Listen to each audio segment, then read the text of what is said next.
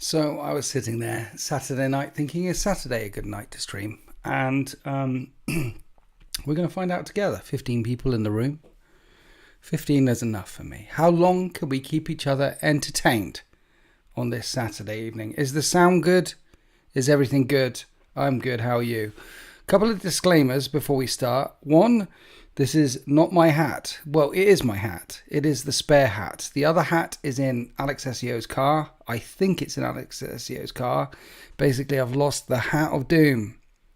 So, all good? We're all good. Good. And I hope it's in Alex SEO. So I've got the spare hat on. Second, Saturday night, some drinking. I gave up drinking for about 6 months. But I started again recently. Well, recently-ish. Well, this year. But not much. So it's, Saturday night. Good evening, George Carton. Good evening, Pleasant Level Crafting Terrain for Everyone. What a name. Good evening, Ozzy, Burkett, Jordan Alcock, who is a channel member. Thank you for so much for being a channel member. Timothy Unwin and Gavito Gaming. I think I'm here. Hello, everyone. How are we doing? Is Saturday night a good night to stream? Looking at the figures right now, the answer is probably no. But, hi all, the Dagda's in the chat. And I don't have much of a topic other than to chat. I did think about putting in the title, maybe we should talk about, hi, Sullivan Gilbert. Good evening, sir. What are you doing around on a Saturday evening, huh? Sullivan, you should be out on the mean streets, pimping, hustling, working hard, yo. But instead, you're sat there in your underpants with your slippers on, listening to me. But thanks for being there, Sullivan. How you doing? The last battle report is doing well. It's beating the algorithm right now. The Orcs versus... What did we fight? What was it? No, not that one. Press that button. It was... No. Orcs versus Space Marines. Oh, yeah, it was the 13th. I remember now. 31k at the time of filming. So, been doing Dad's Taxi. Oh, Sullivan. Yeah, of course. You have the kids and things. So, you got to run round after them and then stay up late. Make sure they're okay. Go and pick them up a bit later on a Saturday night, that sort of thing. Jarl Grimnar is in his house, and there is a pussy in the room. So yeah, played a game of 40k today. It was lovely against Andy Taylor and his bugs. He's the GT champion from the DZTV GT at the Factorum that we run. Tomorrow I've got a phone call penciled in with Luton. Secret projects potentially. I'm not promising anything, but we're going to chat, me and Luton. The Emperor of Mankind and Malkador the Sigillite are going to clash.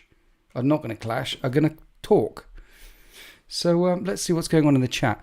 Gavito Gaming, any tips for battle reports? Mine is sitting around 300 views. 300 views is really good if you're just starting at this. Keep plugging it, keep doing it, keep lighting. Make sure the lighting is good. Make sure you're trying to tell a story as well, not just the battle report. And camera. Try not to move the...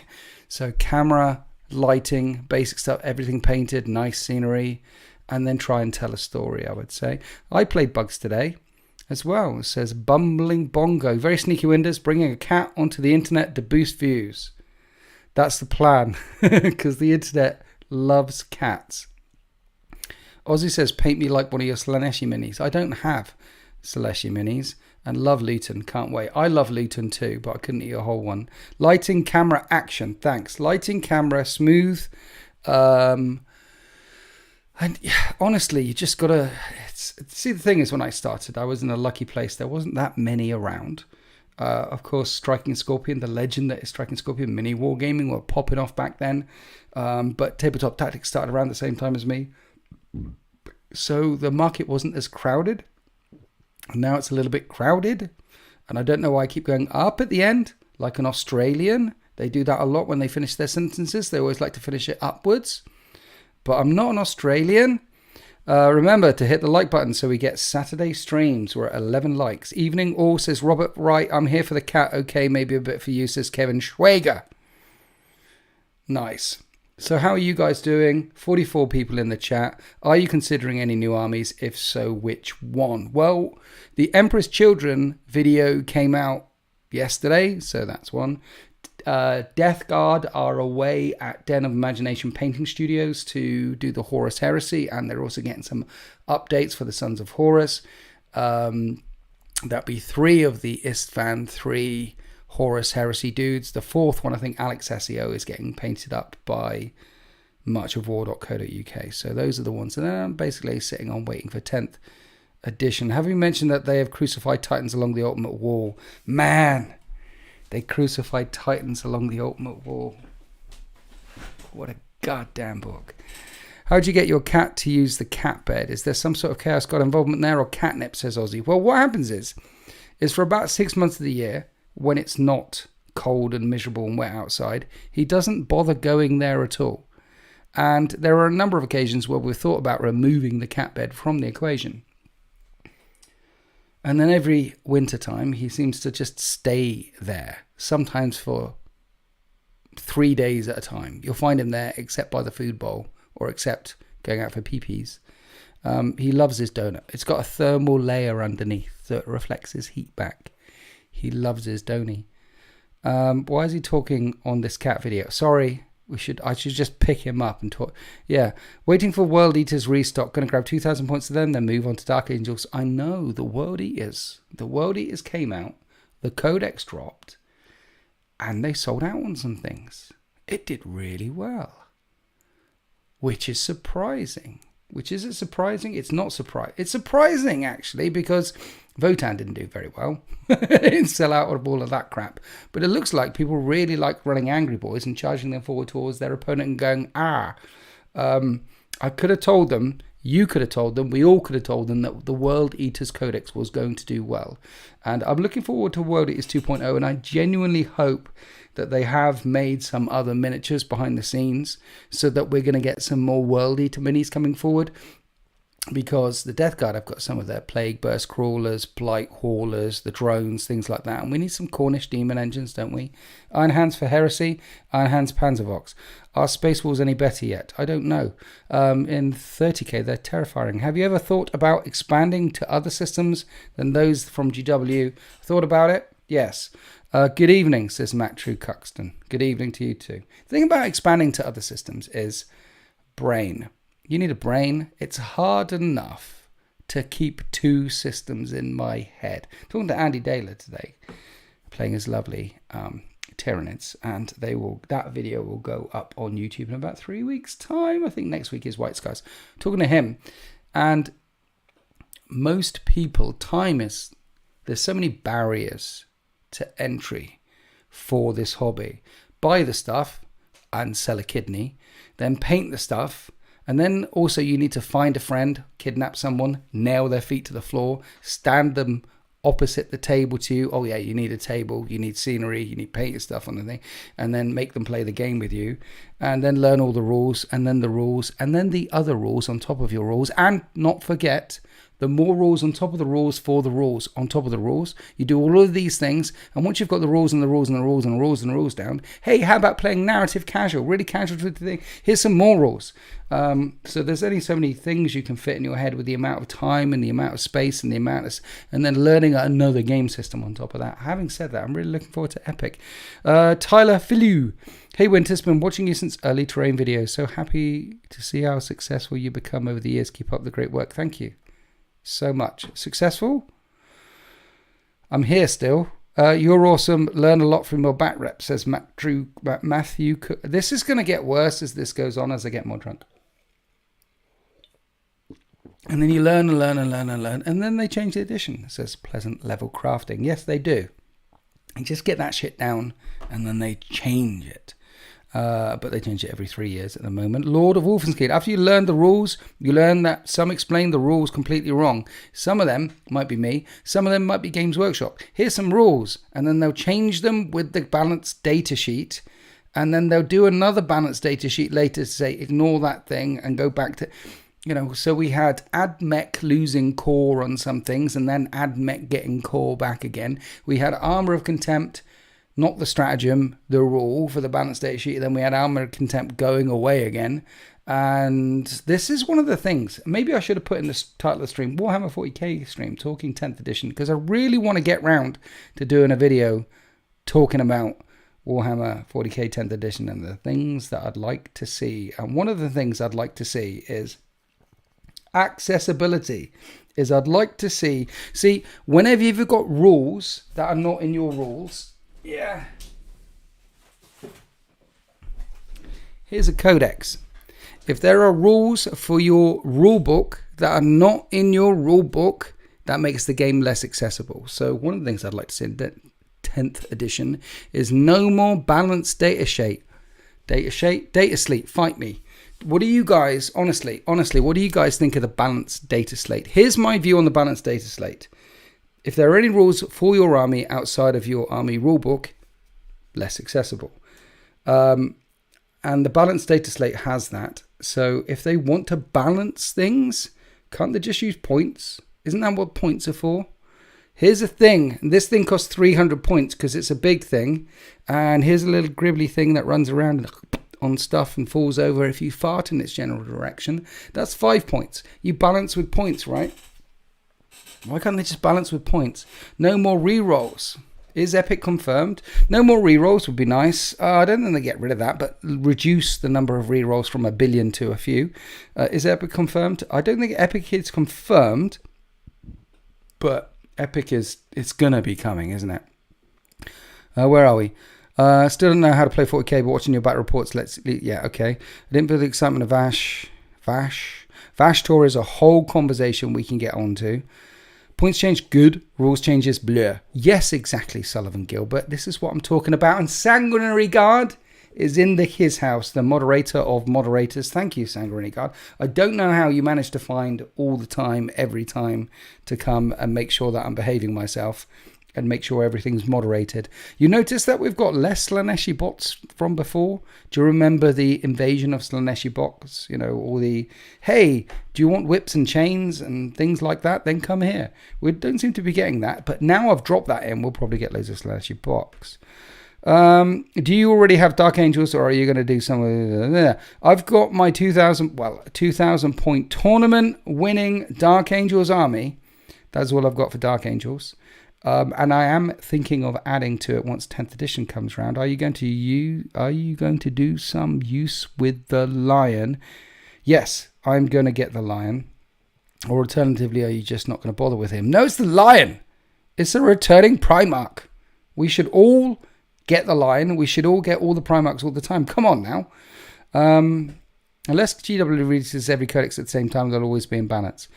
They're never going to release every codex at the same time, but one thing they can do to fight imbalance is stop play testing codexes from the next codex, which is what they said they did with Leagues of Atan.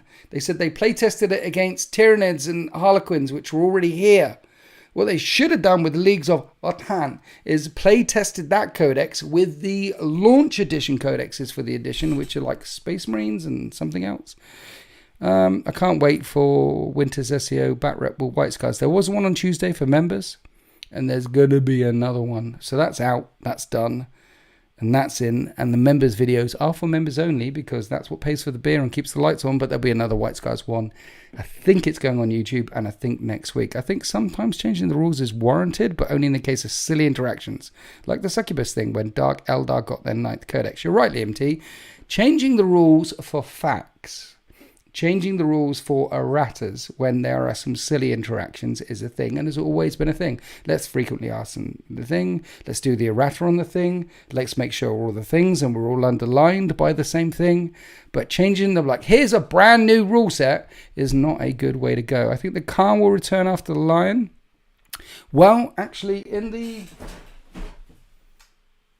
don't know where I put the book, but in the latest Arcs of Omen book, they name drop like, boom, a new Primarch in the book.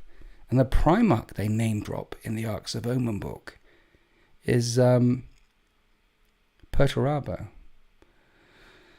David Marr, looks like I should become a member. Yes, I highly recommend you become a member. If you become a Tier 1 channel member, you just get the badges and things. If you become a Tier 2 channel member, then it unlocks the Discord. Tier 3 channel member unlocks all the additional videos that DZTV people get as well. So you'll get all my... you'll get about... For every battle report I put on the YouTube, you get about twice as many. Keeps the lights on, pays for the beer. Where are we? Come for the White Scars members only, stay for the other. Yeah, I know. I just want my Imperial Fist a little bit buffed. 10th edition, 23rd of June. 10th edition. That's my prediction. That would be interesting. I fully expect Fulgrim to be next. Yeah, so they've name dropped Fulgrim a few times. So we've got him. They've name dropped Perturabo.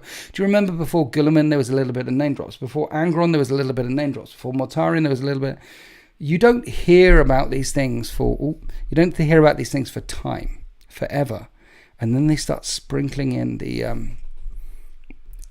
hundreds and thousands on top of the Krispy Kreme donuts, and when they start sprinkling in the sprinkles, you know these things are coming. And they've mentioned Exodites, they've mentioned Emperor's Children, 40k Emperor's Children. They mentioned Fulgrim. These things are coming. It's just a matter of time. Here's my prediction for 10th edition. Emperor's Children, Exodites, Bad Mech. Those 3 codexes guaranteed. Winter's guaranteed. Stamp of approval.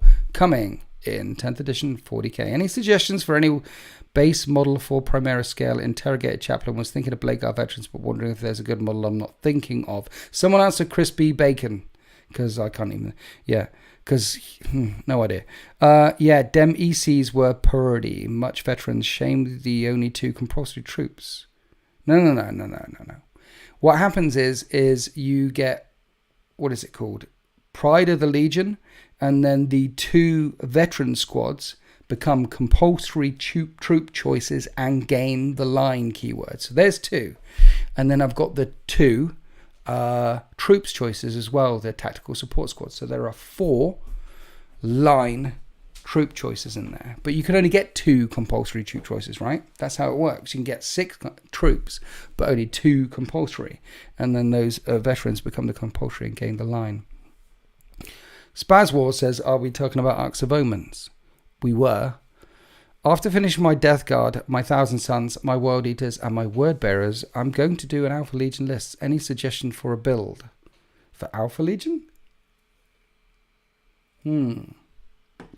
Honestly, what I would do is if I had World Eaters, Word Bearers, Thousand Sons, Death Guard, 4 Chaos Warbands already, Thumb Guy, what I would do is look at all the stuff that you've got in those previous armies, builds, things, and then I'd add the stuff that you haven't got for your Alpha Legion, so you've got more stuff and things to play with, more different looks.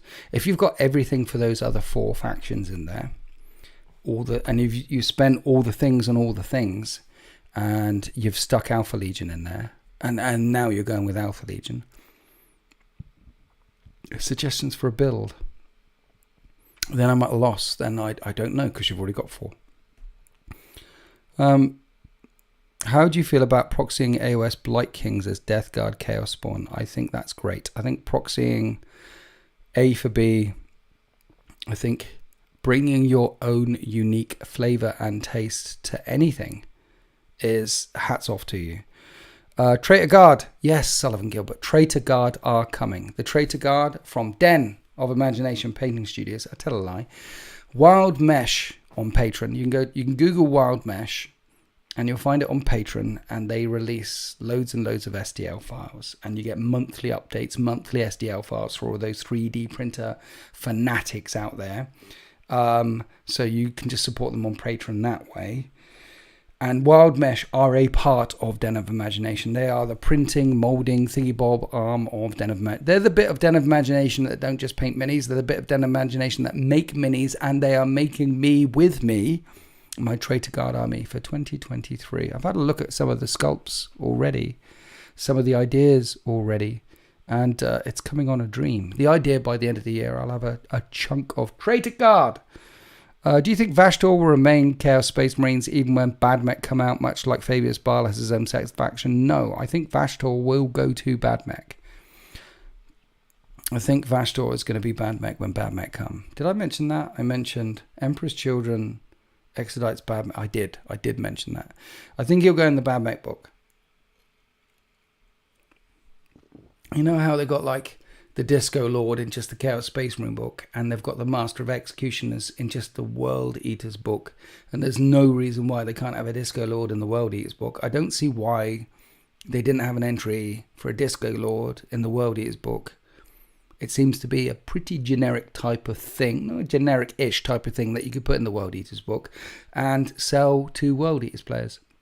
I've got no idea why they didn't do that. And the Master of Executioners in the World Eaters book, I've got no idea why they just did that. There can be more crossover. They've got rhinos and landrays and things like that. I can't see. Where are we? I'd love a Salamander army without having the kit bash. Then just buy a Salamander army. Aussie, the first step in admitting you have a problem. Chaplain Snow. Listen, Jester Daniels is asking this. Chaplain Snow really dead. Did you watch the battle reports? Did you listen to the story times? What do you think? Don't go back there. Don't. Why do we have to talk about Chaplain Snow? I'm coming on a Saturday night and we're trying to keep each other entertained and you're going back there. I need some time for this wound to become a scar. Also, with all those Chaos Space Marines armies, you may already have Alpha Legion, says Aussie. Exactly, the Alpha Legion player. Why do you thumb guy? Why do you need Alpha Legion? You've clearly got Alpha Legion out there already.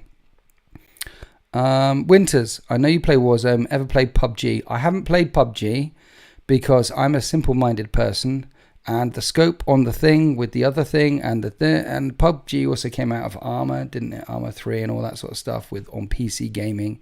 And I'm a consoler. I'm a console gamer at heart. I've done very little PC gaming because the master race, I can't join them because poor. So not all, but the majority of my gaming experience so back in the day when it was cheaper, Doom and blah, blah, blah. I mean, you probably weren't even alive, but back when there was Doom and Quake and things like that, I could play on the PC. But ever since, I don't know, PS1, PS2 days, Xbox, OG Xbox, I've been a console gamer. Primarily a console gamer. And I know you can get PUBG on the consoles, but you can also get a billion other things on the consoles. And so I haven't really dabbled into PUBG very much. I know PUBG's on Xbox. I know it's on the Xbox. I know it's on the consoles. But the other thing on the consoles is like I smashed Dead Space the other day and I finished it twice because Dead Space is one of the best single player games I've played. I really enjoyed Dead Space. See, my bag, baby, is like Dead Space, BioShock, those story-driven first-person shooters. I like spending time in Rapture. Anyone else been to Rapture? Rapture's an awesome place to spend time in. And the Ishimura, an awesome place to spend time in. I like spending time down there. And I know you can do them on the PCs, but these are primarily console games. So I really enjoyed them. I mean, about the only PC games that I've dabbled in recently-ish are like Dawn of War and things like that, because 40k. If they released a Total War 40k, would you be tempted by PC? I'd have to spend a lot of money on a PC, and I'm cheap. I don't like spending money. I try to avoid spending money. I never had money for forever, so I just don't like spending it. New here, did the Orcs lose the war with the Octarius War? Hi, Ginger Brethren. The Octarius War is ongoing. There is no conclusion yet. The Octarius War is ongoing. I'm looking forward to Darktide finally getting its delayed console release as well. Exactly when Darktide comes out on console, boom, I'll be playing that. Halo music begins. Boom.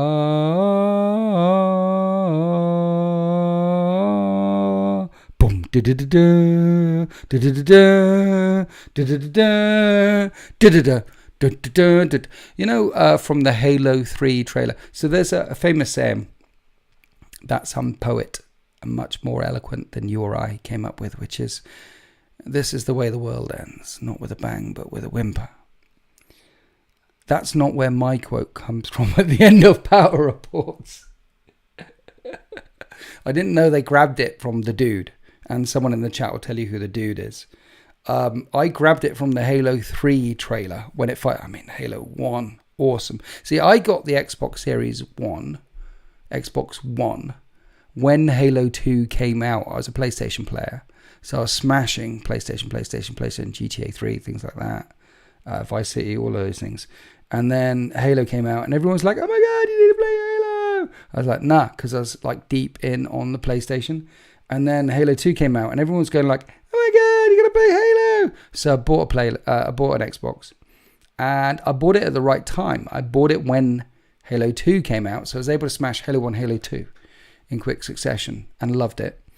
Obviously, because you're a power armored super soldier with weapons fighting Xenos and power swords and stuff. I mean, it's 40k.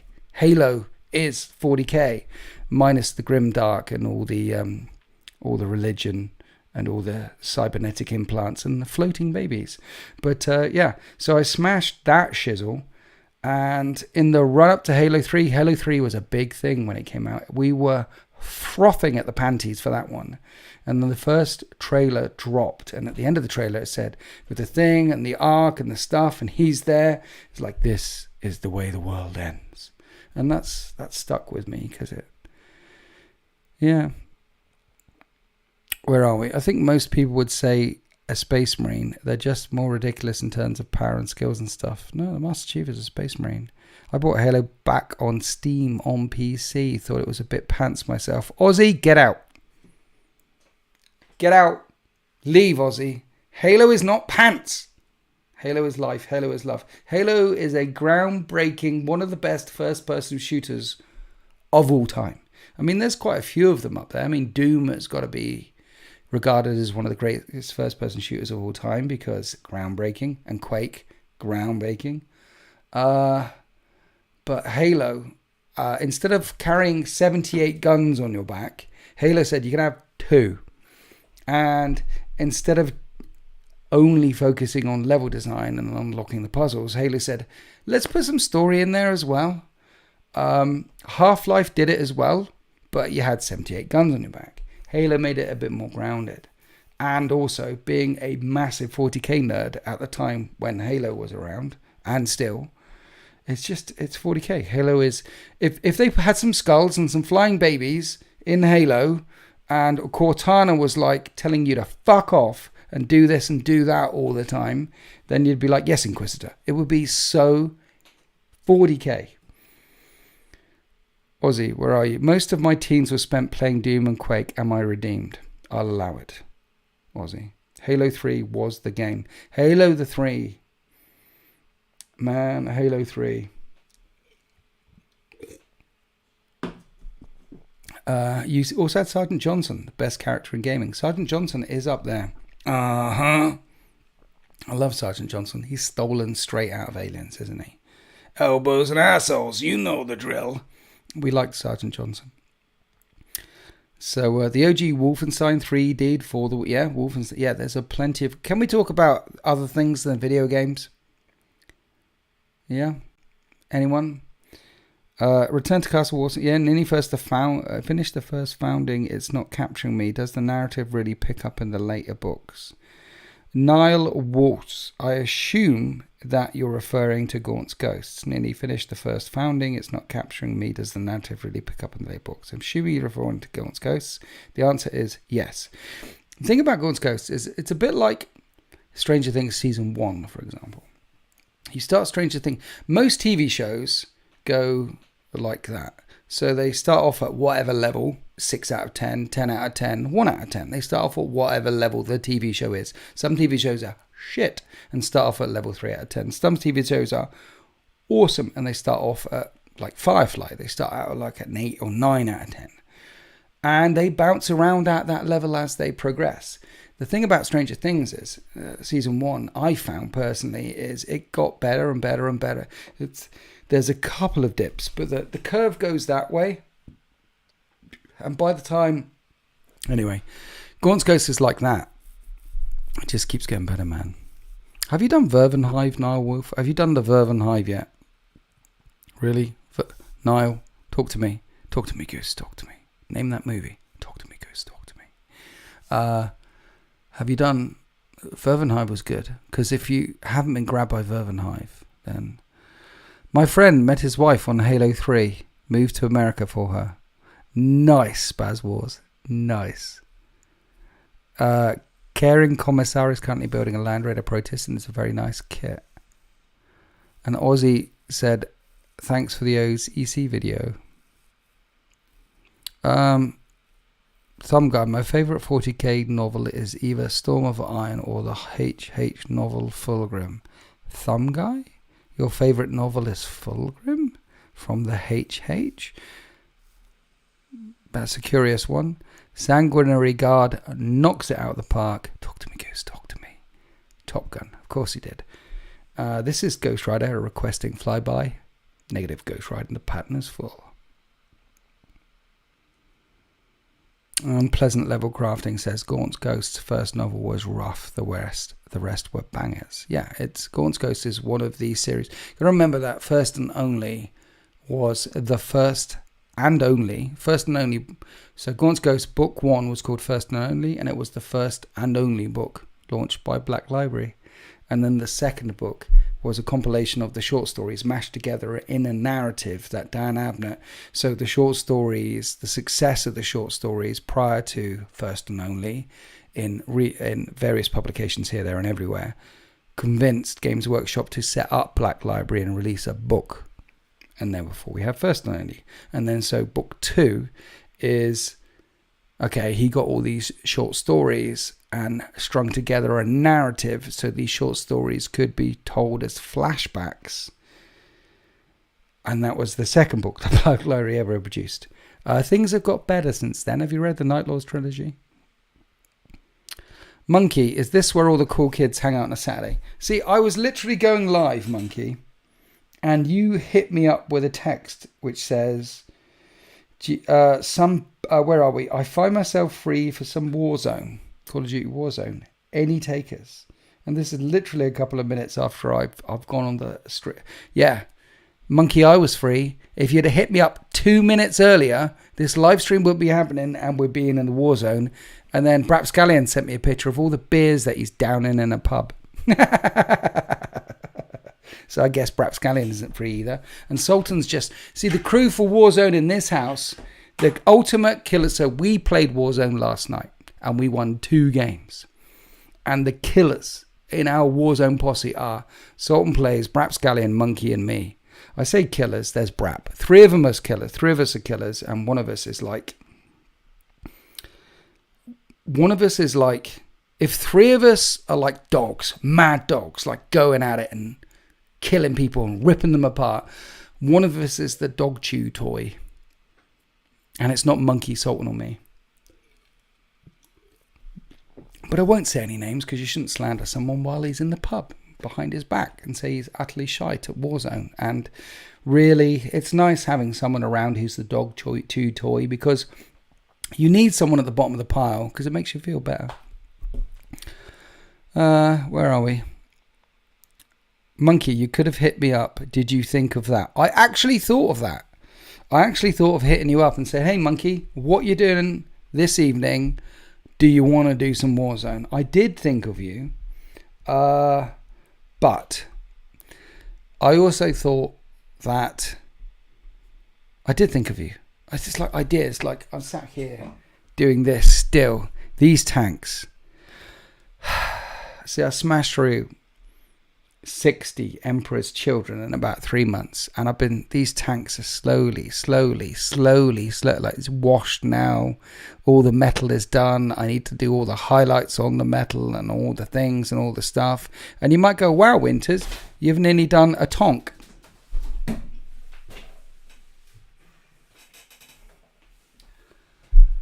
Well, I barely started the other 2, and there's another one over there that's half done. And at the current rate of speed, it's going to take me 3 weeks for 1 tonk, 6, 9, 12 weeks, 3 months to get 4 tonks done, which is not my normal rate of painting. Normally, when I focus on a paint job, I just smash until the paint job's done. Anyway, Monkey says everyone needs a bullet magnet. Exactly, that's why we need Brap. Thumb Guy, I'm currently rereading the Word Bearers trilogy at the moment. I'm sorry to hear that, Thumb Guy, because the Word Bearers trilogy it's got Word Bearers in it, so it's going to be shit. One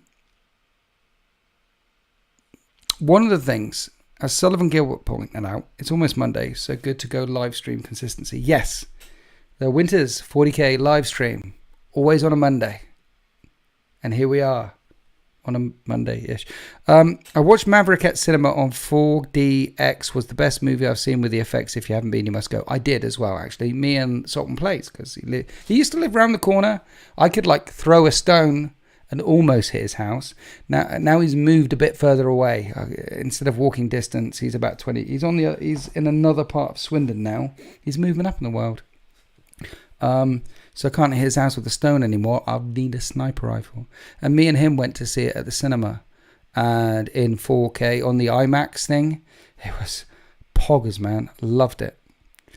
Giles Grimner's got 10 infiltrators to paint by Tuesday. Get on it, bro. Go. And as Harley Hoolcroft points out, it's a Monday somewhere right. This is Saturday's close enough to Monday, right? I said at the start, when did I start doing live streams? Well, over a year ago now. But I said about 6 months ago that I'll commit to Mondays. And I like the fact that we've stuck to that commitment, chat. You and me together, we've stuck to the Mondays. Except for the days that aren't on the Mondays. But we're stuck to the Mondays for 99.99% of the time, except for the occasional Saturday or Tuesday or Wednesday.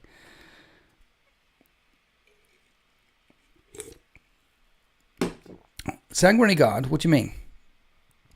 A sniper rifle. You know, my search, I'm a good shot with a sniper rifle. Dude, yeah. Me on first-person shooters, I can give any fella a haircut, I'm telling you. Spaz Wars 81 says you should do more Saturdays. Is Saturday a good time? I don't know. I think the most important thing when doing live streams is to make sure you're consistent, is to make sure that you're on consistently when you say you're going to be on at the right time, so people know that you're going to be on at the right time and join you in on the live streams, right? I think that's the most important thing.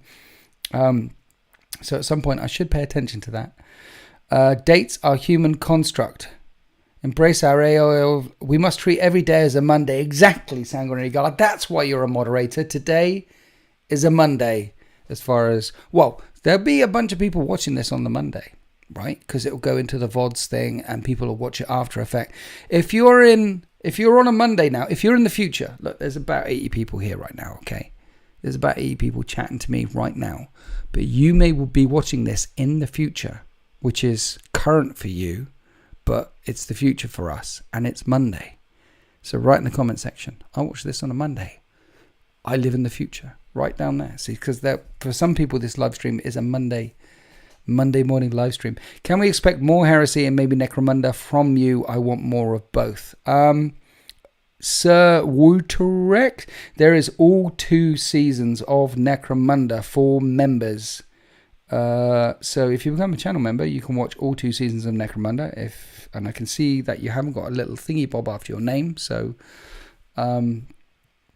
that's where the Necromunda is. And I think there is one Horus Heresy Battle Report on Freeview for everyone on the YouTubes, and there is another 3 at least of them in the members right now. So I would say to you, go to the members and then get your Necromunda and the Horus Heresy and help pay for beer. Remember to put the bin out tomorrow. No, it's on Thursdays round here. A. Kirby, I'm waiting for 10th to purchase 40k again. I'm going through my old stuff and painting them up before I start a new army. I might start Dark Angels. The Lions is coming. Yeah, the Lion is coming. Start Dark Angels. Become an Imperial Soul. Paint up. There's actually, I was at an event weekend at Bernie's at the weekend, and there's quite and also I get messages from people from time to time. Being a famous internet person that you might have seen on the internet once or twice, people message me, and then there's the Discord and things, which you can join by becoming a tier 2 channel member, but choose tier 3 because it's only £1 more and you get all the videos and things. And there is a there's a small but noticeable murmur, like a hush across the ocean, like dew on a summer leaf. There is a drip, there is a hush of people waiting for 10th edition. Because 9th edition was the tournament edition. 9th edition was the edition that made people, casual players, hate themselves. And we need an accessible edition again. We need the competitive stuff as well. We need the people who like to beat each other to death with baseball bats wrapped in razor wire. We need them to go at it, because otherwise they might be walking up and down the city streets beating each other to death with razor wire wrapped base. You know, the whack players, them, competitive players, them, all the people who think that fun means winning. Fun is winning. If I'm not winning, I'm not having fun. Those people, they need some of that in their 40k as well. But for the rest of us, I mean, for example, video games is a good example. You can win Call of Duty, you can win all the online things and play, and win, and have fun that way. But how do you win playing Dead Space? How do you win playing World of Warcraft? How do you win? And that's online. How do you win playing SimCity? I won SimCity, and therefore I have my fun. We play games for the journey, not the destination. Except for the people who like wrapping razor wire around baseball bats and smacking each other to death. And the problem with 9th edition, it was all about the razor wire. We need more ways to play, casual ways to play, as well as razor wire. Hello, yes you, the person watching this on Monday. This may feel weird, me talking to you in the future like this, but I hope you're having a great day, and I just know. And just know I believe in you. Stay strong, champ. I like your sanguinary card, yeah. You're my kind of mushroom. Anyone reckon the little comment on the HH Vindicator announcement article where it says about coming Thursday release being as planned was something... Yeah, they're doing HH releases on Thursday. The Vindicator release is good. I like the fact that it's a dual kit, because this Spartan, the HH Spartan, had the one kit in it with the one turret. It wouldn't take them too much to stick a couple of more turrets in that plastic kit. Pardon me, beer. So I like the fact that the Vindicator, you can put the seed shell in it, which is crap in Horus Heresy. Don't bother. And if you want to get Vindicators in 40k, they're crap. Don't bother. But the laser destroyer, that is really cool. And don't get this book because we're going to 10th edition. But what does the Vindicator laser destroyer actually do in 40k? Because in 30k it is mean as piss water. Where are you? Vindicator, Whirlwind Scorpion. Vindicator laser destroyer in 40k. Laser volley fire is heavy 3, strength 9, -3, D3 +3. Ain't great, is it?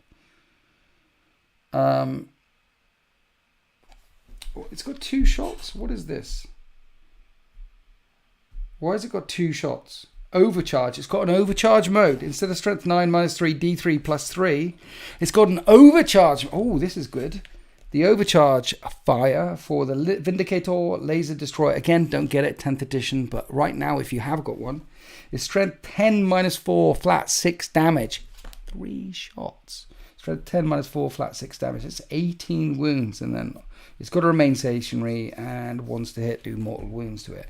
So yeah, in 30k and in 40k right now, the Vindicator laser destroyer is the way to go. And in 30k, they can come in squadrons of 3. So where are we? Winter's beer is making either me or the camera drunk. It's some of them. So sanguine. Yeah, where are we? Speaking of Dead Space, look at all the empty bottoms of those 2 pages. Oh, the books. Yeah.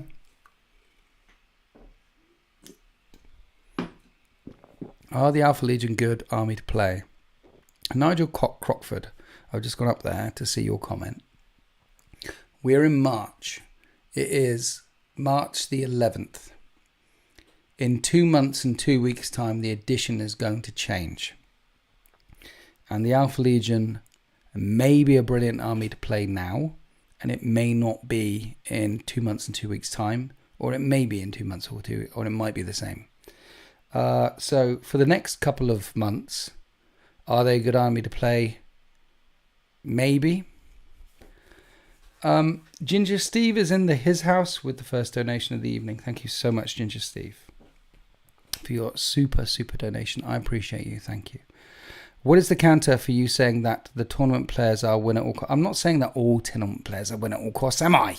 I'm saying some of the tournament. If you're a win at all cost player, you're not playing casual narrative fluffy. You're gonna go and try and win. So, what is the counter for you saying that the tournament players are win at all costs? Not all of them are. I'm a tournament player not because I want to win at all costs, because I want a place to play games and don't have a local club. What do I do? Yeah. So exactly.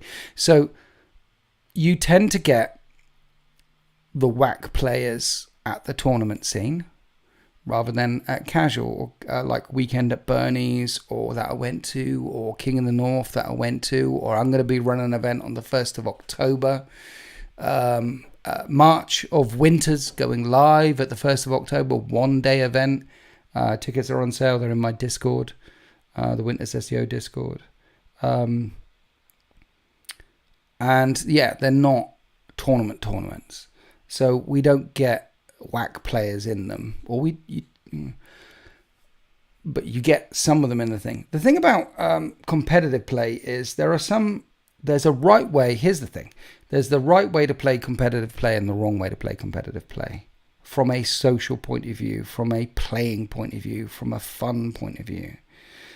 And the wrong way to play it is, here's all my toys, I'm going to smash you and gotcha you and slow play you, and these dice are microwaved, and so they always roll 6s, but I'm going to grab the white ones when I want to roll the 1s, and oh, what's that over there? Chicken.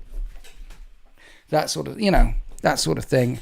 And distract you. And there's wrong ways to play competitively, obviously, but the right way to play competitively is, and I've met a few of these people, and I've played a few of these people at various events here, there, and everywhere. And I like to think that I try and do this when I play competitively as well, is the competitive player who wants to play their army as best as they can. I'm playing competitive play not because I want to beat you, but I'm playing competitive play because I'm trying to be the best I possibly can be with my army. I'm trying to learn to play this army to the best of all possible abilities. I wonder if he can get out. We'll find out. Yeah, and when you're trying to play against someone who's got that mindset, then they'll often help you and point out the gotchas and point out this and point out that, because they want you to play as best as you possibly can, and your opponent, and both players trying to play as best. Because if I'm trying to play something as best as I can, like tennis, I don't want to play against a 6-year-old because it doesn't up my game. I want to play against, I don't know, tennis player. I'm not a tennis guy. I want to play against a good tennis player, which helps me up my game. So there's an attitude that some people bring to competitive play that spoils competitive play. He's done it. I'm so proud of him. So yeah, not all tournament players are win at all costs, but many tournament players. Anyway, so where are we? Did that answer your question? Where are you? Ginger Steve, I lose all the time. It's not all about winning. It's about playing. Exactly. Where are you out, Ginger Steve? That's all you put in there. Yeah, and then some people, and then there's a third type of person who go to tournament and things, I think, which, well, there's many types of people, but another big group of people who go to tournaments and things are going to play, and they're just going to play and have fun. So that was certainly me back in 4th and 5th edition. We played quite a lot in the SEO group, quite frequently. And to have a good weekend of gaming, we'd all book tickets for a tournament or Game of Skulls, Throne of Skulls, whatever the fuck. And we'd all go up there for the weekend and got really drunk and hang out all weekend and play 4 or 5 games for 40k and come back again. Sometimes going to tournaments is just a good way of scratching that 40k itch and getting loads of games in one hit. And yeah. Anyway, loads of stuff. James March is in the chat. Hi, March of War. He can't wait for March of Winters. P90 wants out. Yes. James March, March of War. I haven't messaged you, but you'll notice that the Emperor's Children video is up. And remember when I said, thank you so much for all the bases. I'll make a video and mention your bases. What I decided to do is, instead of making like a video saying, hey, here's all the bases from... Did he close the door? P90 grew opposable thumbs and closed that door. Instead of making a video just on your bases, like here's some bases from much, I knew that that would only get a couple of thousand views. So to get as many, so I tied it into the Emperor's Children video because I'm hoping it would, so it's got nearly 10,000 views. And so more people see your beautiful March of War.co.uk bases, like this one. And this one, and this one. These are all the, I really like this one. That was the final one that I settled on, because this is me paint testing the bases for the Emperor's Children to find out which sort of, this was more browner, this is more red, to find out what sort of color I prefer. Ginger Steve is back with another donation, and Quicksilver, welcome Quicksilver, thank you for joining the 13th at tier 2. That unlocks my Discord and things. Ginger Steve, so what we need is not tournaments but narrative weekends. Is it possible if the YouTubers who believe this can make non-tournaments with fun behind it rather than winning rules but fun all the time? Yes. So I've been to 2 so far this year, King in the North and Weekend at Bernie's. And they were both non-tournaments. They were both weekends. And then there was the Southwest Showdown last year, the Wild West thing last year. There was... My brain's gone numb, but I remember going to 4 non-tournaments last year, Ginger Steve, which were all DZTV or my members related events. So the March of Winters at the 1st of October is a non-tournament event. And I intend, once we've got this one under the belt with James from marchofwar.co.uk, once we've got that one under the belt, the intention is to do at least a couple a year, every year, non-tournament tournaments, where people can get together, throw dice, have fun. And if you join the members, then you'll get notification of the other things that pop up throughout the year, which are non-tournament tournaments. Just throw dice, have fun events. I'm not very good at advertising them because I'm not very good at advertising them. I could do it better. Where are we? Okay. James Marks did see the thing. Good. I like it. Thank you. This is the way, says Ginger Steve. This is the way. Yeah, I'd like to honestly go and maybe... So we'll see what 10th brings around. But I personally would like to run a couple a year. And then I'm sure there'll be a couple in the community that will run a couple of events a year. And so that makes it to one event at least every quarter. That's not a tournament where people can turn up and roll dice for a day or 2 in some cases. Right, where are we?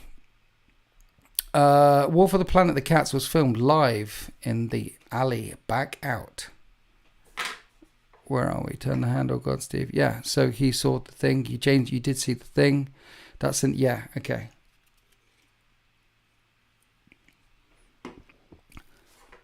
Not all tournament players are nasty. I've met some tournament players who are really nice and exemplify playing the hobby at the highest end and can't do enough for their opponent when they play the game. And Stephen Box he's one of them from, God damn it, I forgot it, Vanguard Tactics. He's really good at doing that sort of thing. Lawrence from Tabletop Tactics is really good at doing that sort of thing. There's a number of players, Manny Chima, there's a number of players out there who exemplify, from my point of view, from my interactions and interaction, that exemplify that point of view. Can't do enough for their opponent when they're playing competitive play because they want to play their army to the best of their ability, which means testing their army to their best ability. But also, in my experience, these individuals they're not unicorns, but they're rarer than the people who either are whack or, well, they're quite rare. Because as I say, most people who go to tournaments, actually, I'm doing a tournament seeing a bad thing.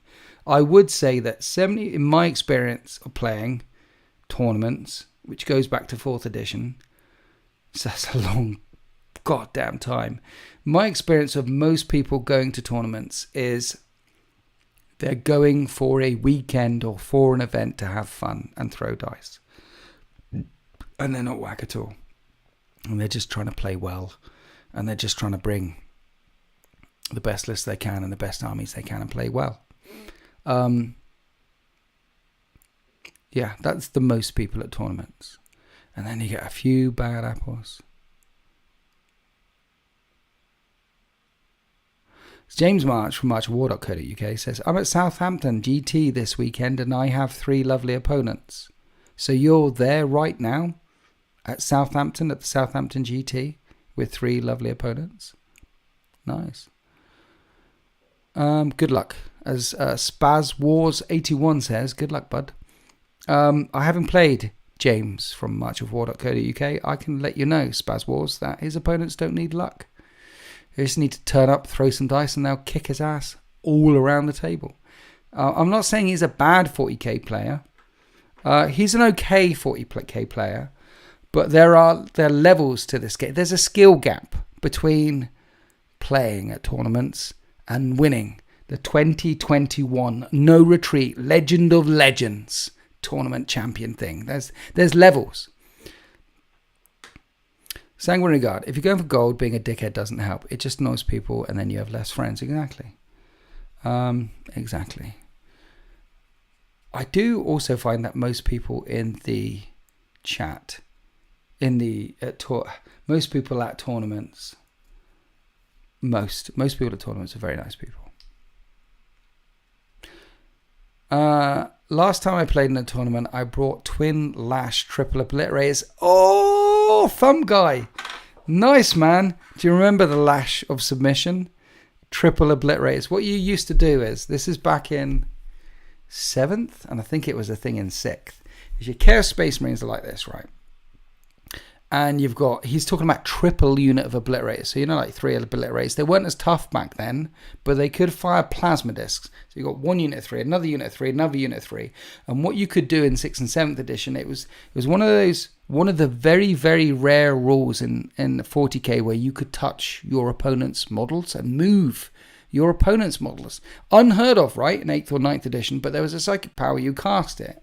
And you could move your opponent's models around. I think it was up to 2d, 6 inches forward, back, left or right. And what obliterator players used to do is grab a unit over here, bring it down over there, put it in a nice little circle, and then drop pancakes on top of it with obliterators, plasma obliterators. And they would just blow that shit off the table. And then they'd do it again. And then they'd do it again. Lash of submission, man. It was a devastating strat. It was beautiful. Ginger Steve. Okay, so what I'm saying is someone, not me, but maybe you, I'm asking for a friend. Someone, not me, but maybe you, needs to come up with a narrative way of playing so many events can do narrative events. Someone needs to take the lead in this. It needs to be.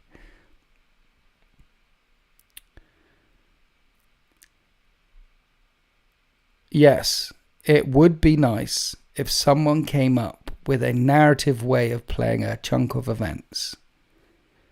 And an influencer, a internet person, let's face it, a famous celebrity from Swindon, an internet person, an influencer, buy black, buy my mug, become a channel member, and a famous internet person like me shouting out over the internet or writing something down and saying this is what we do and this is how we do it will stick about as much as a fly on some shit. It'll stick a little bit, but it hardly changes the thing. What we need to do, Ginger Steve, is we need Games Workshop to come up with, as well as their match play competitive, and thank you for your other donation. Stop it now. You've been far too generous. That's 70 quid. calm down. Just ask some normal questions. Mind you, if you ask some more questions, you'll probably get lost in the noise. Anyway, what we need is Games Workshop to support. They do the Throne of Skulls, they do this, they do that. But they need to support a narrative way of playing as well, a narrative rules pack as well, some kind of casual tournament way of get. That's one of the things they could do in 10th edition, right? Because if Games Workshop do it, then and there's a thing, and then you could do the tournament, and then other people would do it too. But right now, it's all about the winning. It's all about the you're right. Someone needs to come up with a narrative way of playing for events, or a casual way of playing for events. What I've been doing with the DZTV community and my own is trying to promote non-competitive events. And I think last year we had 4 or 5. This year we've had 2 already, and it's March. So, and I'm sure there's other people out there doing these things to encourage non-meta chasing tournament nasty. Yeah, you're right. You are right. Am I shrugging this off? What I'm trying to say is I'm not that guy. I'm not that guy for a couple of reasons. One is my influence as a YouTuber, influencer, internet person, famous person, slapping people on the Oscars stage like, Chris, get my wife's name out of your mouth. I'm not that guy. I'm the other, I don't have the reach. I'm not that tall. But I can reach a little bit. And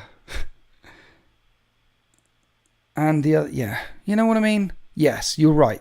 I wish that Games Workshop had some kind of rules pack, rules system, promoted a thing where I could go to too. Me and you, Ginger Steve, we could meet up at Throne of Skulls and throw dice at a non-petitive, a fun petitive. You got me thinking now. I'm going to write a thing down. You got me thinking. I'm hearing you. Stop shouting at me. I'm hearing you. I've got an idea. I have loads of ideas. Maybe this one. It's a seed. Stick it. See if it grows. But you're right. I'm hearing you. You're right. I've got an idea. Where are we? Real War Gamers of Swindon. New reality TV show. Yeah. Like 24/7. Like, what was that room? Big Brother. Imagine that. Me walking around in my underpants, sniffing other people, scratching my balls, things like that. Licking the windows. Are the Kardashians not a guard regiment? The Kardashians are definitely a guard regiment. Norn Queen Alexis is in his house. Hi, Norn Queen. Sup, nerds. Sup, you nerd yourself. Thank you for joining us. Hey, Norn Queen, you made a comment in my Emperor's Children video. And you said, I'm not going to bother to look. But I did mention in my Emperor's Children video that if you want to play Horus Heresy and profit and win, basically, that there's a couple of ways to go. If you just really want to win Horus Heresy, and one way to go, obviously, is run loads of Contempted Dreadnoughts, Fury of the First, add some Leviathan, bang. It's a really hard list to counter. It's kind of a little bit unbalanced Heresy 2.0. And I like it because it is. And another way to counter it is Custodians. Loads and loads and loads of Custodians. They're all line. They've all got Skirmish. Skirmish means they can split 3 inches apart, so Blast isn't as much. And they get +1 to cover. And they've all got OBSEC. And they're all Initiative 5 with AP2 weapons. They are frightening. And all their tanks can deep strike in. And I said Custodians are a really tough counter in Horus Heresy as well. And you said they're not all that. Bruh. Custodians, I have no problem with them.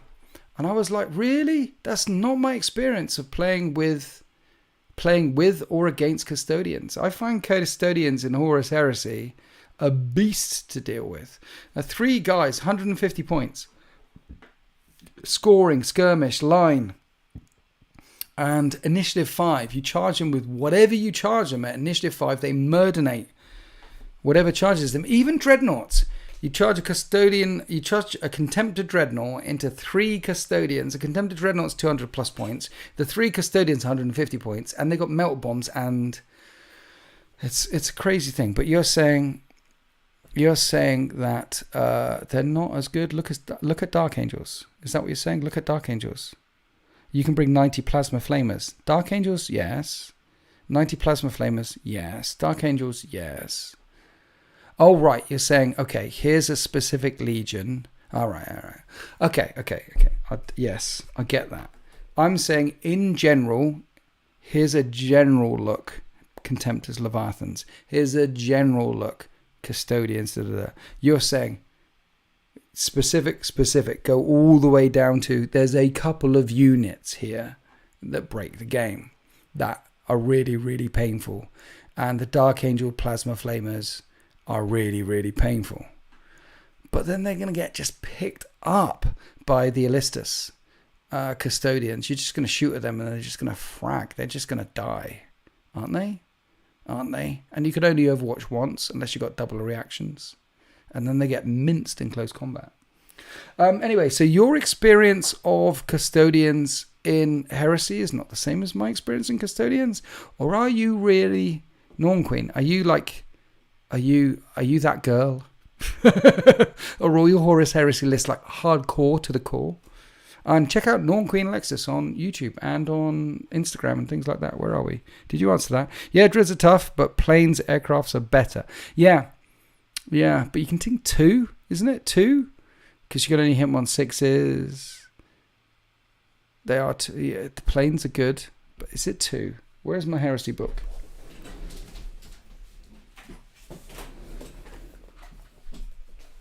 I think you can bring 2. Doesn't say, oh no, what am I talking about? That's my 40k brain going on. In Horus Heresy, there is no aircraft force organization. They're in fast attack. So you take 3. The Interceptor is pretty good.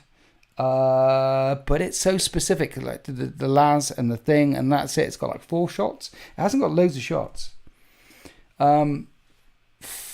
Storm Eagle gunship is good, but it needs to slow down to drop off its. My Fire Raptor gunship with strafe and run is crazy good. Fire Raptor gunship is actually a good. There are some units in there which are a bit tough. Right, where are we? What are we doing? I've not played either, which is better. Kill Team or Boarding Actions? Boarding Actions is really good. I've spoken to a bunch of... Kill Team is a different game system. So if you want to play Kill Team, you need to learn a new game system. Boarding Actions is 40k with about 50% of the rules ripped out. I have not spoken... Anyway, chat. Someone let me know. I haven't spoken to someone who's had a bad experience with board. Everyone who's played Boarding Actions that I've spoken to or messaged has had fun with Boarding Actions, and I personally have had a shit ton of fun with Boarding Actions. So if there's anyone in the chat who hasn't, let me know if you haven't and why you haven't. But Boarding Actions, I can say that the word, the sound in the underground is that the sound on the street, is that Boarding Action is poggers, and you need to play it. Norm Queen Alexis, 30k is still a very unbalanced game that meant for fun stuff, so we agree. Yes, exactly, Norm Queen Alexis. 30k, so 40k is perfectly balanced as all things should be. And it's written from they're trying to generate a balanced system. They're trying... with as level as a playing field as they possibly can with 40. You can see as a goal in 40k, its balance is a really powerful thing for them. In Heresy, balance took a back step to narrative. They wanted it to be as narratively accurate as they could, or they wanted it to be, obviously they wanted balance. They wanted lots of balance, but they also they didn't worry so much. They wanted some of the crazy, because in the crazy you have explosions and pinning and blinding and falling back and all those sorts of things, and we like all those sorts of things, don't we? How many games of 40k, how many games of Heresy have you played, by the way, because of Heresy 2.0 overview? I'd be very curious to hear how many games of Heresy 2.0 have you played on Queen Alexis. I also want to play Boarding Action, but it's like 25,000-ish to get into. What are you talking about? Play Boarding Action, but it's like 25,000-ish to get into? Yeah, 40k is trying to be balanced. It's trying to be balanced. Horus Heresy is... They're trying to balance it a bit. But they're not worried about it as much as in 40k. Help me get... Sanguinary God, help me. I'm getting even more confused. I only know what was in the Emperor's Children video. Okay, so here's the thing. So I will help you.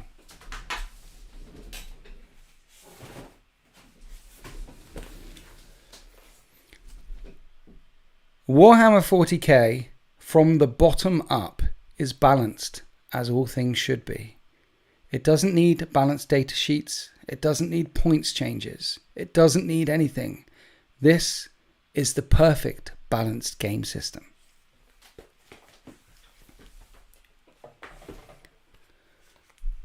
Warhammer Horus Heresy is...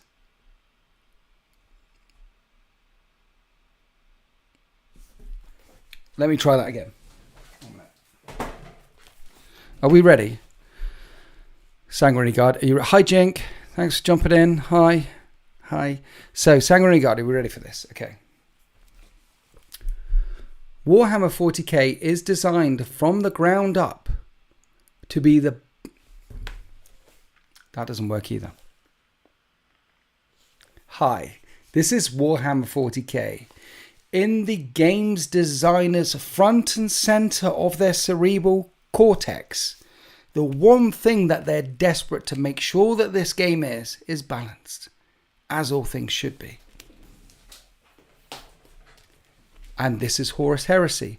Balance is not front and foremost in their game system, in their mind, but it is very much in their mind, and they are trying to make this game balanced, but they don't care as much as this. This doesn't need data sheets, it doesn't need points changes, it doesn't need anything else, because this game never needs rebalancing, because it's front and foremost in their brain to make sure it is perfect. And all the codexes don't need retconning and points changing and rules changing before they come out. Leagues of Votan. They don't need any of that, because it's front and foremost. In fact, the fact that they retconned... The fact that they retconned and points changed a bunch of stuff even before it comes out shows you how keen they are to make sure that this game is as perfectly balanced as all things should be. This has got some problems here or there, but they're not bothered about them. Because Horus Heresy is about, do you like the heresy? Have you read a Black Library book? Do you want to play White Scars where your entire army is on bikes? Do you want to play Alpha Legion where you put a chunk of stuff in reserve and as soon as their game begins, you've moved some stuff here, there and all over the place so you, oh, 1 minute, it's not where I want it. And also, Alpha Legion can deep strike tanks and shit like that. Do you want to play... Do you want to play some janky things which makes the narrative written in the... Then you do this one. And it's balanced as well. But that isn't our primary goal. So it's a bit more... Here's the bell curve. What they did in 40k is they trimmed off the edges, the jankiness on the bell curve. They've even brought in CP rerolls. If something horribly happens, you can reroll it. If something happens over here, you can do that there. They've trimmed off the excesses of the rules in 40k. In Heresy, they went, meh. If a stuff blows up and you fail your invuln, and your warlord dies. That's how it's too close. They've kept that in there, and they kept it on purpose, and they kept it by design. It's a bit more 7th edition in that regard. It's a bit more janky in that regard, but only a bit. If Warhammer 40k is 100% balanced, then Horus Heresy is about 90% balanced. It's almost balanced. And I like that about it. Because if you are playing... I've heard that there's Horus Heresy tournaments out there. Horus Heresy tournaments. I mean... In the third circle of hell, you might find yourself in a Horus Heresy tournament. There are some things that should... be tournament. I mean, SM Battle Reports did a Horus Heresy tournament, but it was a Horus Heresy narrative tournament. So there's exceptions. There's ways to go around it to make... But, yeah. Anyway, that's not what I do. Where are we? Okay.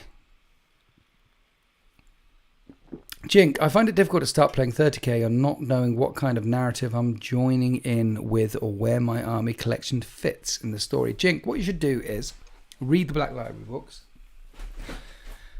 and pick a legion. Is there a legion that you want to play? Do you like White Scars? Do you like Raven Guard? Do you like Iron Warriors? Is there a legion that you want to play? And if there isn't a legion that calls to you, Jink, is there a... Hi, Andy Taylor. Is there a legion that calls to you? And is there, Jink? Answer the question, Jink. Is there a legion you want to play, Jink? Salamander, says Spaz Wars. See, if there's a legion you want to play, you pick up the book, and then you, like I said in the Emperor's Children thing, you look at their right of war and their thing, and you build around the rules that are in that codex, that part for Salamanders, and you build it to the... And you'll end up with a Salamanders type force. If you follow their way of war and their right of wars. I got 40k Imperial Fists, so I've started there. Okay, Jink. Right, so if you like Imperial Fists, then you pick up the book and have a good look and look at their right of war, look at their special rule, look at their special reaction, and build your army around that, and voila, before you know it, you will have an Imperial Fist force that functions like an Imperial Fist force in the narrative, because the rules lean towards the narrative. If you haven't got a favorite legion, then the other thing you can do is there a way of playing Space Marines that you like? So if you like playing Space Marines with lots of tanks, or if you like playing Space Marines with lots of infantry, or if you like getting all stealthy with your Space Marines, or if you like to get very with your Space Marines, or if you like to get very elite heavy with Space Marines, is there a way that... I mean, you've got to like playing Space Marines to start Horus Heresy. Mind you, there is Mechanicum or... Ignore the other non-Space Marine things. But if you like playing Space Marines, is there a way that you want to play a Space Marines army? Like Support Boba Sultan, he loves charging in there with his Blood Angels, or he loves zipping around the edges with his White Scars. Is there a way that you want to play Space Marines? Is there a way... There'll be a list, there'll be a right of war, there'll be a configuration in this book that allows you to play Space Marines in that way. So if you ever thought about playing a full reserve army with flyers and outflanking, and you'd like to set the trap and jump in them with Space Marines, then there's a way of playing them in Horus Heresy. And you'll find the right of war and you'll find the Legion and play them. So you can... So there's two ways to pick your Legion in Heresy is what I'm saying. One is, there's a Legion that I really love to play. I love Salamanders, I love Blood Angels, I love X, I love Y, whatever it is, I'm going to build that. That's one way to go when building a Horus Heresy army. The other way to go when building a Horus Heresy army is to think, I love playing Space Marines, but I want to play them like this. Whatever this is for you, be it lots of outflanking, be it lots of X, be it whatever this is for you, wouldn't it be awesome if I could do this? Then there are ways to do that in that book. So if you want to play Space Marines with loads of bikes, there are ways to do it in that book.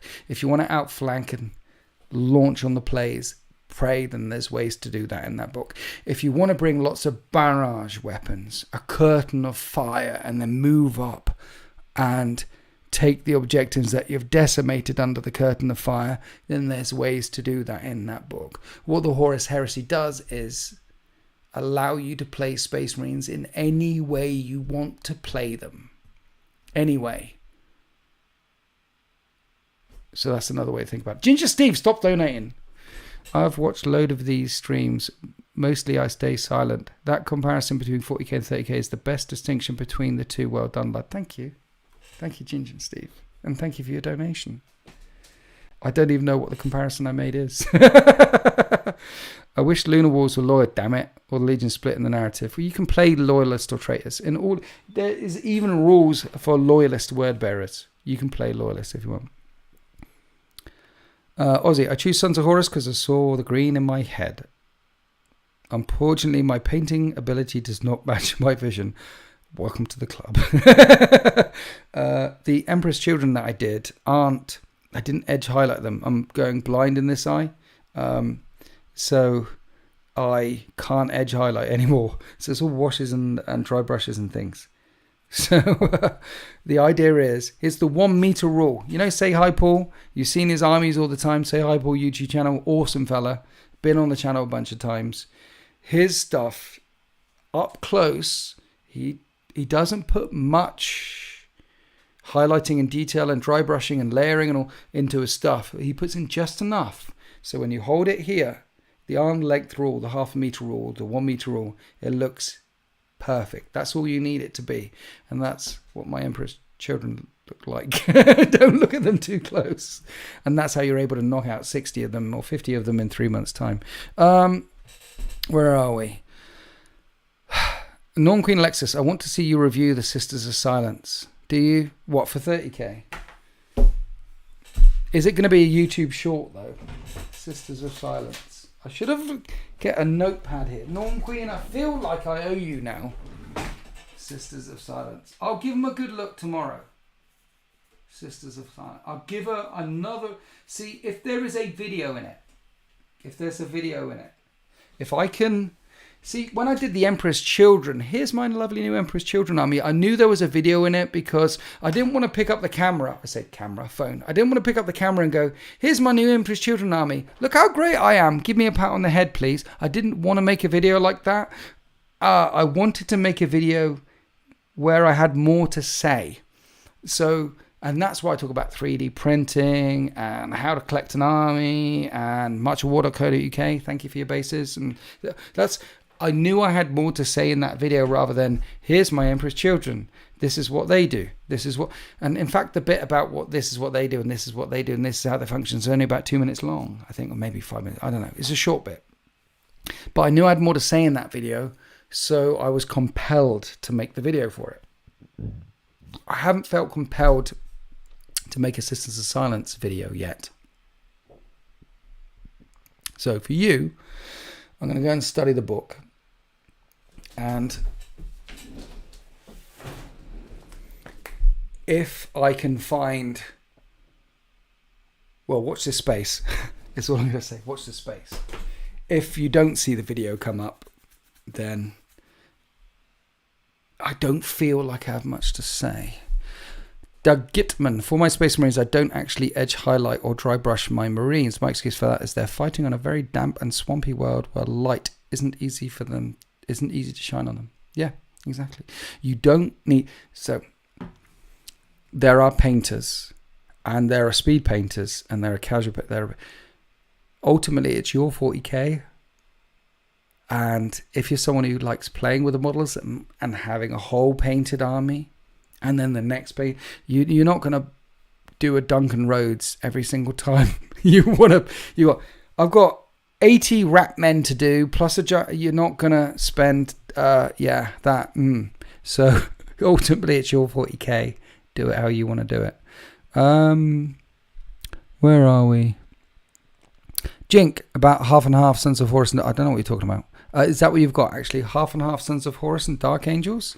Dark Angels are one of those weird ones in Heresy because they've got like many rights of war. So you've got to pick, am I going Deathwing? Am I going this? Am I going that?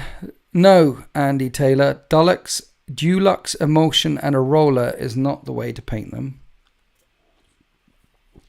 Here's the quickest way to paint. Contrast. Or another really quick way to paint. Spray them in the base colour that you want it to be, the blue or the red or the green. Pick out some details. Put Nuln oil on them. Nuln oil is liquid skill in a bottle. Done. That's the quickest way. How much of the Black Library do have IRL? Spaz Wars, thank you for your donation. I really appreciate it. How much of the Black Library do have IRL? You'll have to...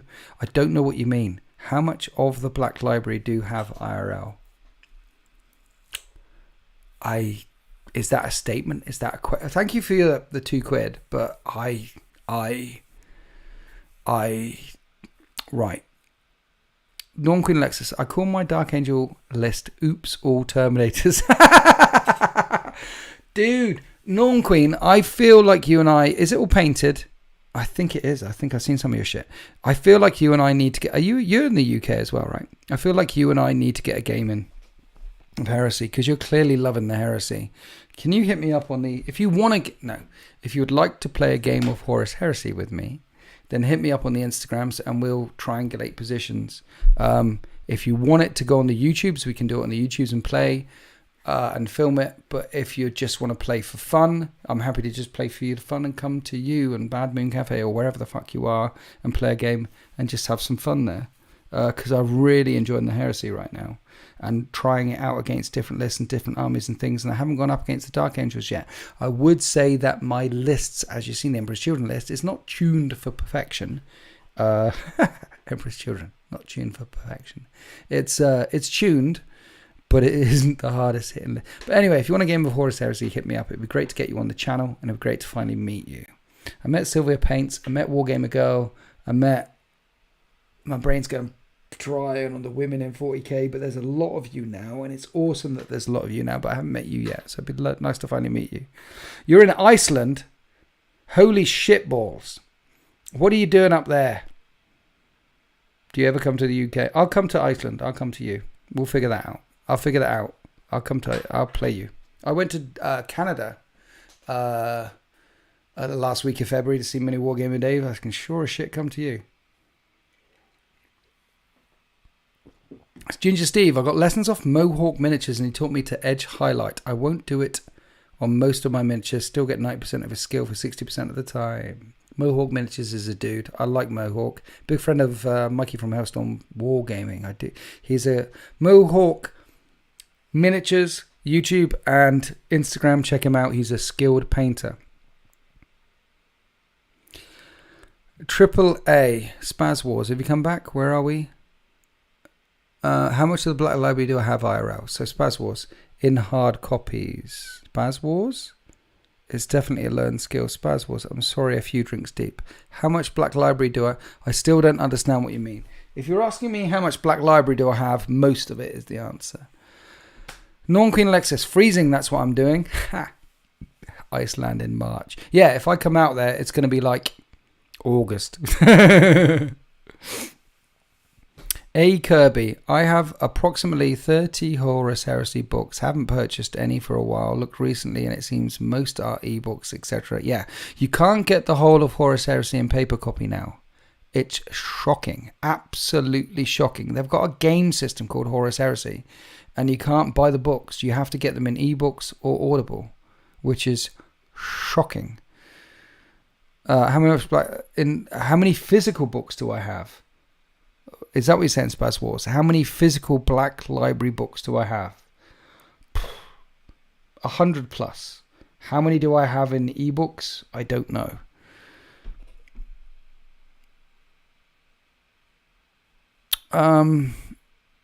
Yeah. Okay, I've got about 100. I mean, look, I just...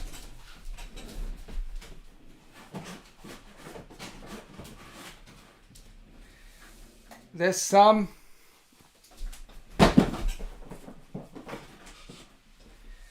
Here we've got Straight Silver, Guns of Tanith, Nemesis, Galaxy of Flames, Angel of Dark Angel, Battle of the Abyss. There's some more. I am aware that some of them are worth like £100 on eBay now because no one can get them in paper copies.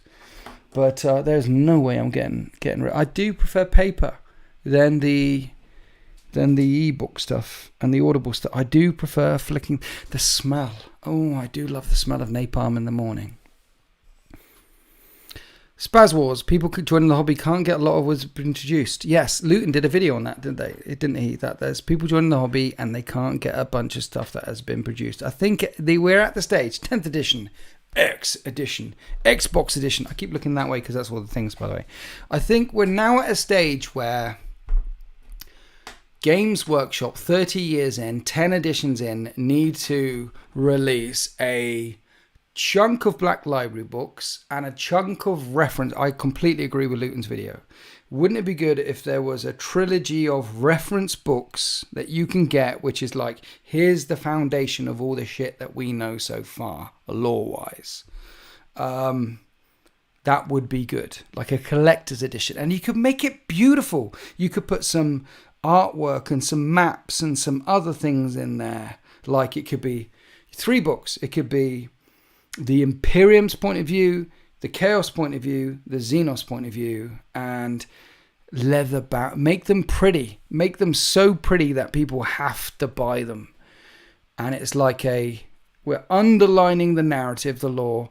This is lore reference 2.0, start here.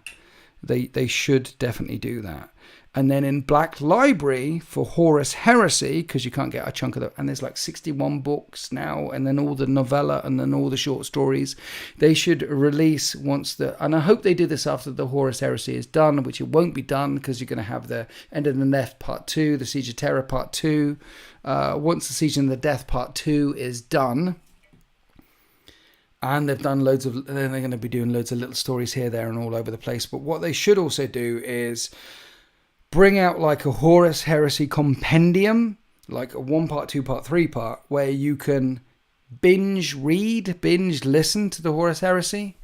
So it'll have the 4 books, it'll have a core middle books, and then it'll have the End of the Death. And it's a way to get through the whole of the Horus Heresy in about 12 books or so. Mind you, the last ones are like 7 books. Okay, maybe 50.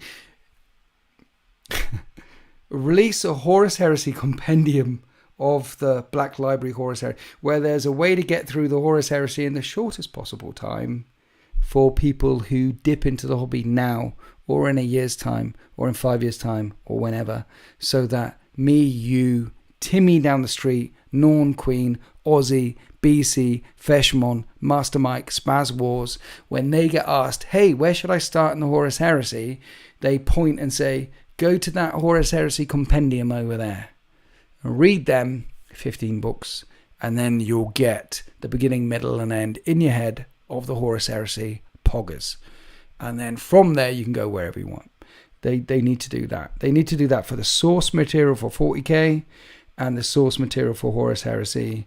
Or they don't even have to do it for Black Library books. Like they could do like a trilogy for 40k source material and a trilogy, like an extra book. So people like me buy them for Horus Heresy as well. Yeah. Luton was onto something. We need a couple of... Did you see Luton's videos? Warhammer 40k has a problem, and he does it completely from the lore point of view. God damn, that's a genius. Looking forward to talking to him tomorrow. Yeah, we need some kind of, not reset, but we need some kind of foundational tomes for both of these periods in 40k and 30k. So when little Timmy joins, me, you, and Spaz War says, go over there, look at these. Yeah, do you know what I'm saying? Do you know what I'm saying, chat? Do you know what I'm saying? Am I making sense? Please, someone tell me I'm making sense. Am I making sense? Anyone? Anyone? Bueller? Anyone?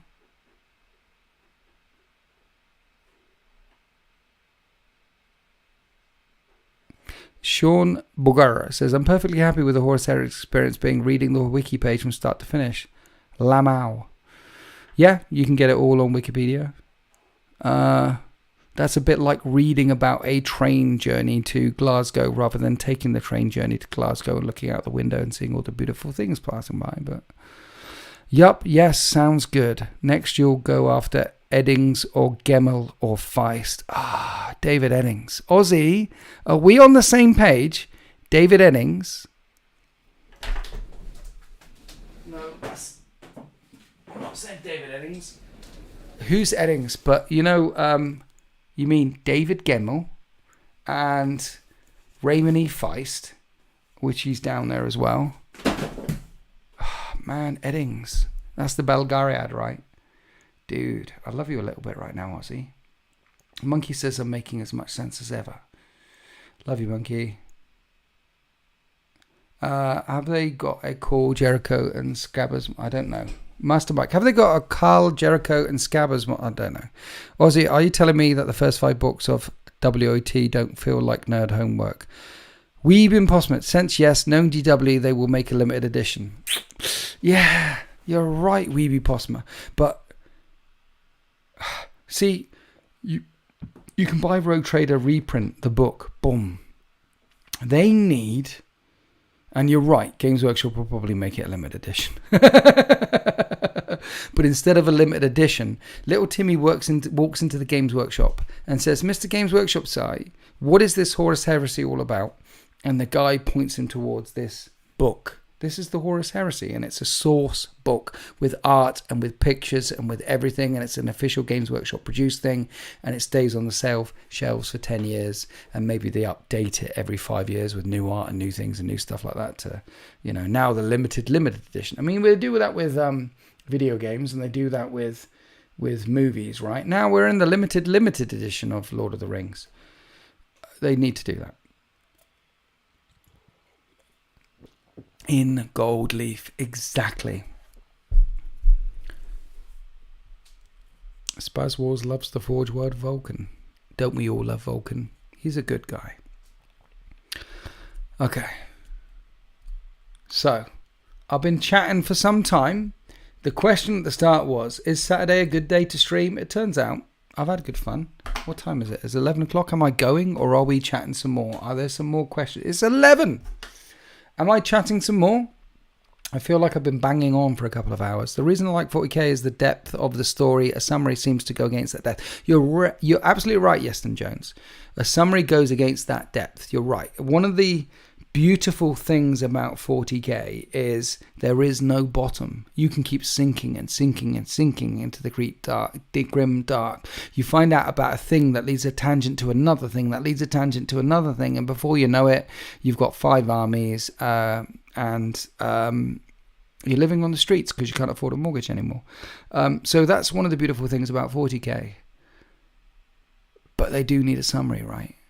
They do need something for new people. So when Timmy comes in, what is Horus Heresy? What is 40k? They can point them in the direction of a source book. Norm Queen Alexa says, chat more so I can finish these Votan. Well, yeah, I could chat more. People need to ask questions and things. Keep me in the game. Is Saturday a good day to stream is the question. I don't know. So far I'm having fun. Are you having fun? Are there questions? 40k is a bottom. Off topic, but I'm defiling an Imperial Fist Rhino and turn it into a Blood Angel. Okay. Yes. Don't you get all the lore in the rule book and you get all the Age of Darkness in the... you do get a chunk of... Okay, yeah, of course. So, one of the good things about the Horus Heresy Age of Darkness rule book is... 1 minute. See that? That bit there, which is 2/3 of the book, is all lore. And it's good lore. It's really good lore. They spend time on every single Primarch. They spend time on every single Legion. They spend not a lot of time. There could obviously be a lot more time. But then it would be much bigger than this chonky thing. They spend a page on every single armor thing. Like Mark II is this. I mean, one of the reasons why I like this book so much. Where else, in what other hobby would you get like, here are armor patterns. Here's Mark III and here's Mark IV. And there's a whole page on Mark III, a whole page on Mark IV, a whole page on Mark V, a whole page on Mark VI. And that's just on the pattern of the armor. How epic is that? There is a good chunk of lore in this book. And then the rules. This book, about a quarter, about 1/5 lore on the main rule book. But instead of printing a book that big, or that big, and charging people £40 for it,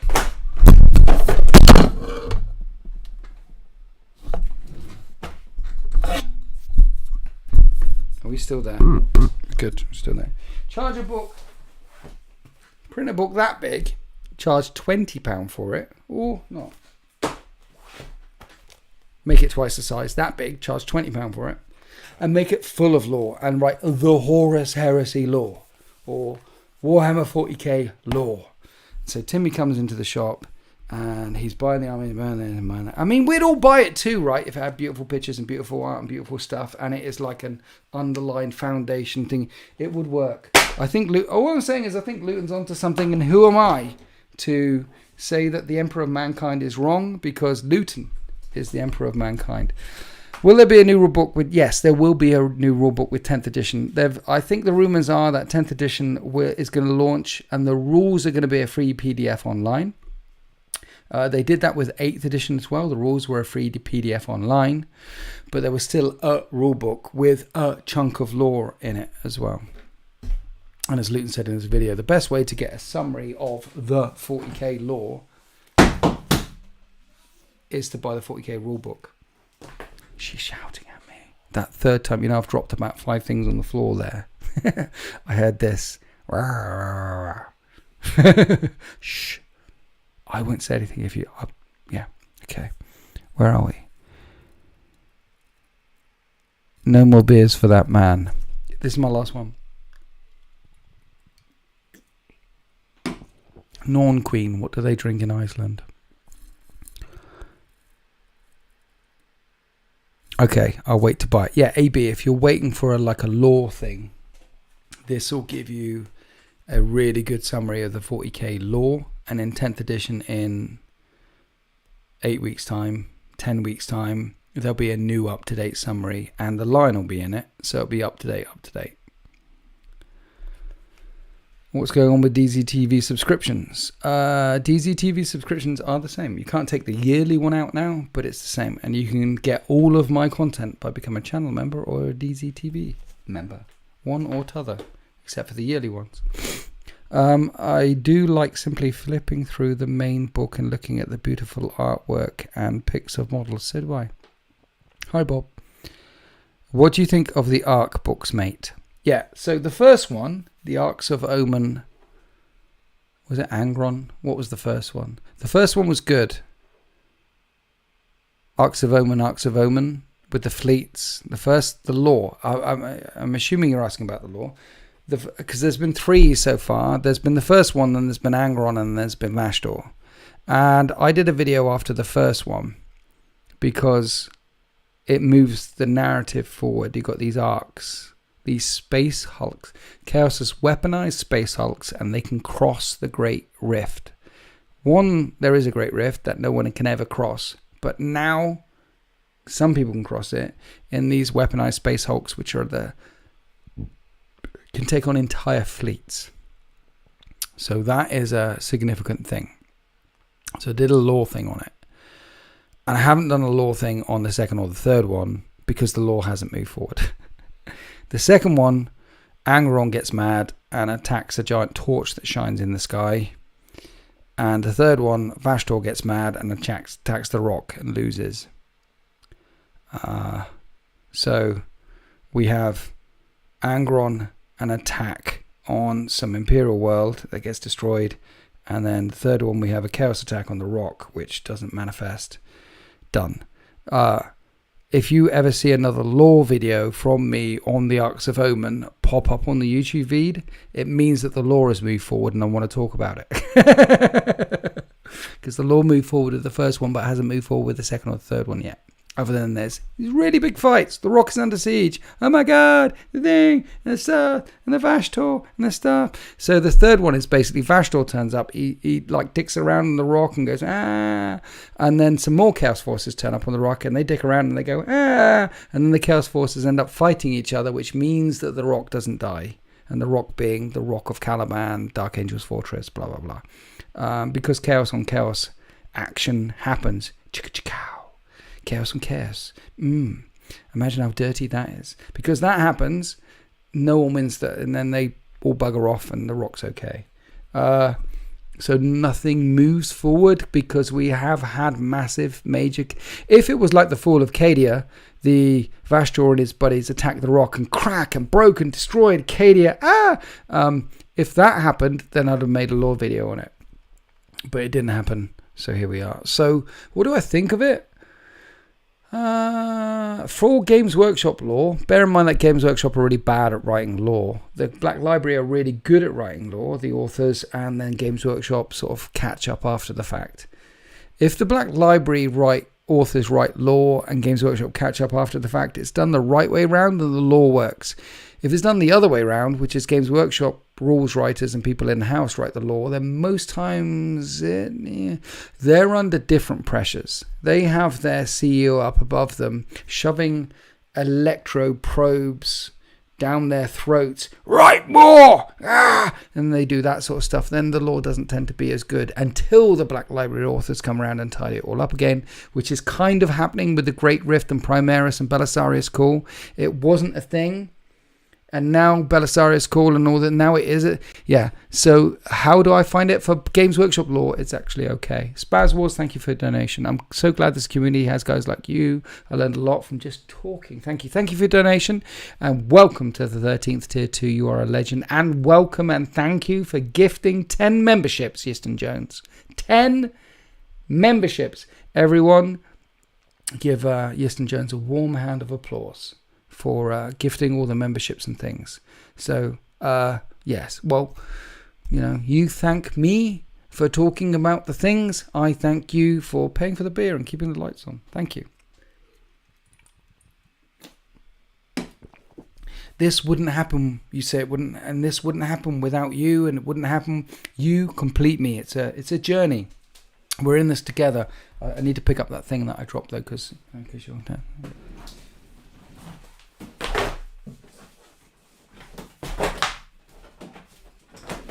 Right, so it turns out Saturday is a good day to stream, particularly if you've had some beer, and you're getting lots of views. We've had a lovely chat here, and Yiston is dropping memberships in the chat, dropping bombs, bouncing bombs. A Kirby, thank you. Yeah, thank. Let's give Yiston a thing. Where are we? My hand is a little moist, but thanks. Nice. Monkey says, nice work, Yiston. The Ark's lore feels mid at best. It feels like Psychic Awakening, Norn Queen. It's not as bad. I know what you're saying, though. It does feel about the same. Whereas the Gathering Storm was a bit... Here's the thing about the Gathering Storm. 3 books. Cadia fell, Beltane got fucked, and then Guilliman woke up and went to Terra. Here's the thing about the Gathering Storm. The narrative in the first book was really actually good and written well. The narrative in the second 2 books wasn't written as well and was very... The narrative in the second 2 books was mid. Like the 4 trials of Guilliman getting from Ultramar to Terra, where he got captured and then released, and then Cypher, and then... his trials, Drago's trials, the trials of Caldor Drago, Flash Gits, check it out. The trials that Guilliman had getting from Ultramar to Terra while the Great Rift was manifesting and the galaxy was beginning to rip apart is all a bit mid. But having said all that, the narrative moved forward in each and every one. Cadia fell, Beltane got cracked, Guilliman woke up. So it's all a bit mid, but the narrative, at least it moved forward. Psychic Awakening wasn't mid. Psychic, it was low tier. It was low key. I see what you're saying about Arcs of Omen. It feels a bit, but it's not as bad as Psychic Awakening. There, stuff and things is happening. We are going to get a Primarch back. We have got the Arcaphane, whose rules are pants, but he is a brand new player. He is a brand new player on the scene, and he is going to have influence as we go forward. Angron's back. The Arcs themselves. So there's more. There are stuff and things happening around Arcs of Omen. And the stuff and things didn't happen around Psychic Awakening. So, Gathering Storm, written terribly, but a lot of stuff happened. Psychic Awakening was actually written quite well. The Abaddon Guilliman fight and the writing, they tuned up Gathering Storm, the writing was here, but the implications were here. Psychic Awakening, the writing was here, but the implications were fuck it. Arcs of Omen, the writing is somewhere in the 2, and the it's Games Workshop. It looks like we're going to get this for every edition, right? We had it Psycho Awakening, we had Gathering Storm, we have this, so when 11th edition comes around, we're going to have something else as well, and Fulgrim appears. The Archivane is a gorgeous model.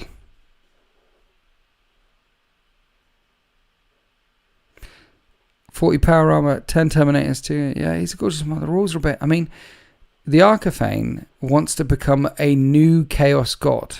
He believes he can stand up to Khorne, to Slaanesh, to stuff, and all he just needs is the MacGuffin, and then he will be able to ascend and take them on. And he's got 14 wounds. It should be 140. It should be 1,000. He's got 14 wounds. Wouldn't it be better if the Archivane model dropped and he was and he's that skinny guy with the thing and he was 500 points and he could take down Titans and people are like, whoa, bruh, that guy is a G. And then he's definitely, wow. Anyway, yeah, he's a pussy. 10th Zodiac says 10th hasn't been officially announced. Box set are just rumours currently. Yeah, 23rd of June, 10th edition. Vash's story is just belly. Yeah, I know. I reckon the line will be 10th, but Dante will be shown off in the next big show. Line is going to be the 10th, either the 9th or the 10th edition launch. If you go to the members section in Winter's YouTube, Yeston Jones, it should be in there. I don't know what you're talking about. What are you talking about? Is there a Discord link? Is there a Discord link? Yeston, if you joined the thing for tier 2 or 3, you should get an invite to the Discord. Welcome room. You should get an invite to the Discord. YouTube does it. Oh, it's all bots and things. You're asking me about technology. All I know is the Discord, for my Discord, is linked to the YouTube, and YouTube told me to link the Discord to the YouTube. So when I did the things, I did what YouTube told me, and then people get in there. Here's a welcome room. Someone's joined this evening. You're in! Yeston Jones is in, literally as we're talking. Yeston Jones, yes, you're in. You're in. I'm going to say hi. Hi. Like live. See, you're in. Yeah. You might have to verify your account. That's a thing as well. Verifying accounts. And then welcome to the Winter's SEO Discord, where the magic happens. He's got it. Thanks. The lion has been poked at a lot. Yes, he has. Yeah, this edition, 10th edition, we're going to get the Lion, we're going to get Fulgrim, and we're probably going to get Perturabo, and Exodites, and Bad Mech, and Emperor's Children. And Leagues of Votan, Part 2. Queen Alexis, are you still in the chat? Have you finished? You told me I couldn't go because you needed to finish painting up the thing. Have you finished painting up the thing now? Because I feel like I'm running low beer. I need a cup of tea before I go to bed because I'm in England and I've got some penguins downstairs. Yuppers, you finished almost. Come on now. Come on. Bad Mech, yeah. I really wanted the Star Child to be the Emperor Banger. Yeah. Meh. Yeah. Do you? The Emperor Reborn. There's a whole lot. They've got to move the story quite. We've got to get some more Primarchs back. We've got to get the Yellow King. We've got to get... The Yellow King arc needs to be resolved, and it will be resolved because it will tie into the Horus Heresy, because in the Horus Heresy they have extant space, and in the backfield they have extant space. So when they tie all that up at the end of the Heresy, we will start to get movement on the Emperor. But that will be the last thing they move. Ginger Steve is back in the chat with another donation. Thank you, Ginger Steve. Winters, I may have missed this, but what was your opinion on Andor? No idea what you think of Star Wars in general, but I need your opinion on this, please. Andor was great. I loved Andor. Andor was great. I thought modern TV shows that I enjoyed recently. I enjoyed the Reacher one. Reacher was really good. On Amazon Prime, knocked it out of the park. Andor was really good on Disney Plus, knocked that out of the park. I'm really looking forward to Andor, but I watched Andor twice. I liked it that much. Other TV shows apart from Reacher and Andor that I sucked up recently. I watched Better Call Saul all the way through because I did Breaking Bad and I didn't do Better Call Saul until they finished it. And then I smashed Better Call Saul in like 2 months. So I really enjoyed that. Those are the 3 TV shows that... But Andor was good. It was... The characters have got levels to them. There's grey areas amongst even the bad guys and grey areas amongst the good guys. I'm a guy that doesn't... You don't have to have lightsaber fights every 5 minutes to keep me entertained. What you need to have is some world building and characters whose motivations and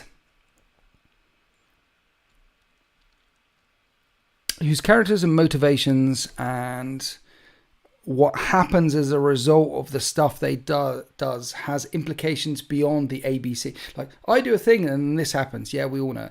But I do a thing and this happens. But something over here is affected because of something that I thought Andor was good, and I'd recommend anyone who likes Star Wars, true Star Wars, to go and check out Andor.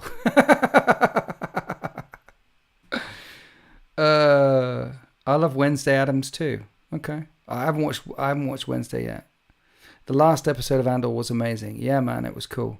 The bit where, the guy who is the speech that he gives, the guy that Andor meets who leads him into the Resistance, forgets his name, and he meets in all the swingy things, and it's like episode 4. He meets that guy, and he's the guy that looks after the artifacts, but on Coruscant. And he's the artifacts guy, and his wife's a senator or something. Anyway, his speech on why do you do this? Why? What have you lost?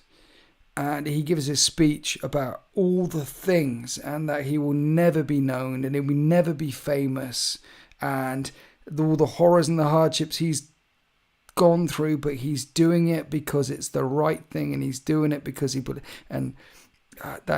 that's a writing of the top order there. I appreciate it, Andor.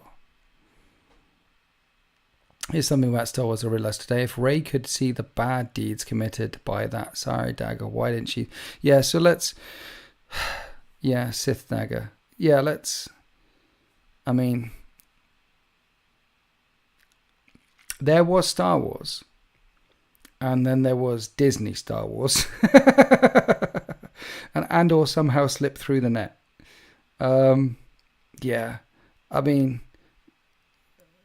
Sanguinary Guard, if you haven't seen Mauler on YouTube breaking down, there's nothing more I can add to episode 7, 8 or 9 that hasn't been added to Greater Minds. The only thing I can say is, as a massive Star Wars fan, as someone who, I'm old, I went to the cinema to watch Star Wars back in the day. There was no VHS or Betamax cassette players when I was 10 or less. What cinemas would do would play Star Wars for 5... I remember watching Star Wars in like the early 80s, 81, 82, 83, because cinemas would put it on for a couple of months. On the weekend, one show on a Sunday at 6 o'clock, they'd have a Star Wars on, and you would go along to watch it because there was no internet, there was no. That's the only way you could see Star Wars. So I remember watching Star Wars with my family and with friends when I was like an 8-year-old or a 9-year-old, and I remember paying like 50p for a cinema ticket. Dig this. Saturday morning, 10 a.m. I'd rock up. I'd have like 60p from my parents, right? And I'd go down the local shop and I'd buy a 10p sweet bag and then go to the cinema and give them my 50p and watch Star Wars for the 12th time on the big screen and sit there with my 10p sweet bag. And then Empire Strikes Back came out, and You Are Not My Father on the big screen with no spoilers, no internet. You Are Not My Father. Oh my God, it broke my heart. It was, oh my God.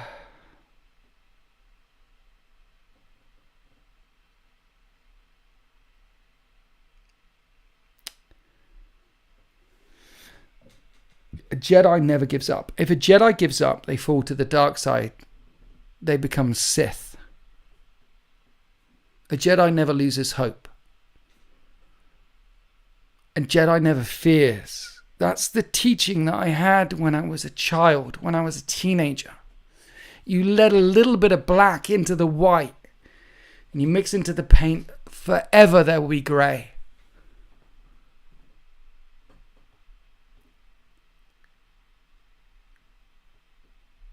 And I remember watching episode 7 and being as excited as everyone else. And Kylo Ren kills Han Solo, being as excited as everyone else. And being swept along with it and thinking, well, okay, they've told episode 4 again, but that's okay. Because I got to see Luke at the very end, I got to see Leia, I got to see Han, even though they weren't in a scene together, but I got to see it. This is a good springboard. And then I watched episode 8.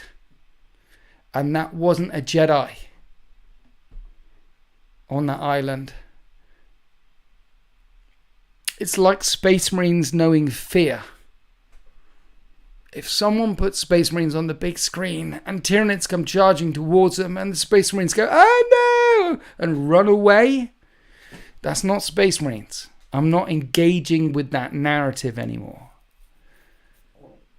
Luke Skywalker on that island, Jake Skywalker was not a Jedi. And when that happened at the very start of episode 8, my brain went click. And I remember halfway through thinking, when they were doing the slow chase through space, suddenly spaceships had fuel now. I remember thinking, I'm going to leave. I'm going to get up and go. This is not... I don't care about all the political commentary and the social commentary weighed down in these movies. It wasn't because of that. It was because they broke the canon. It wasn't my canon anymore. It wasn't it was Space Marines running away. I remember thinking that in the theatre. This is like Nathaniel Garrow turning in terror when Mortarion comes charging down towards him below the siege, below the walls. I remember thinking that.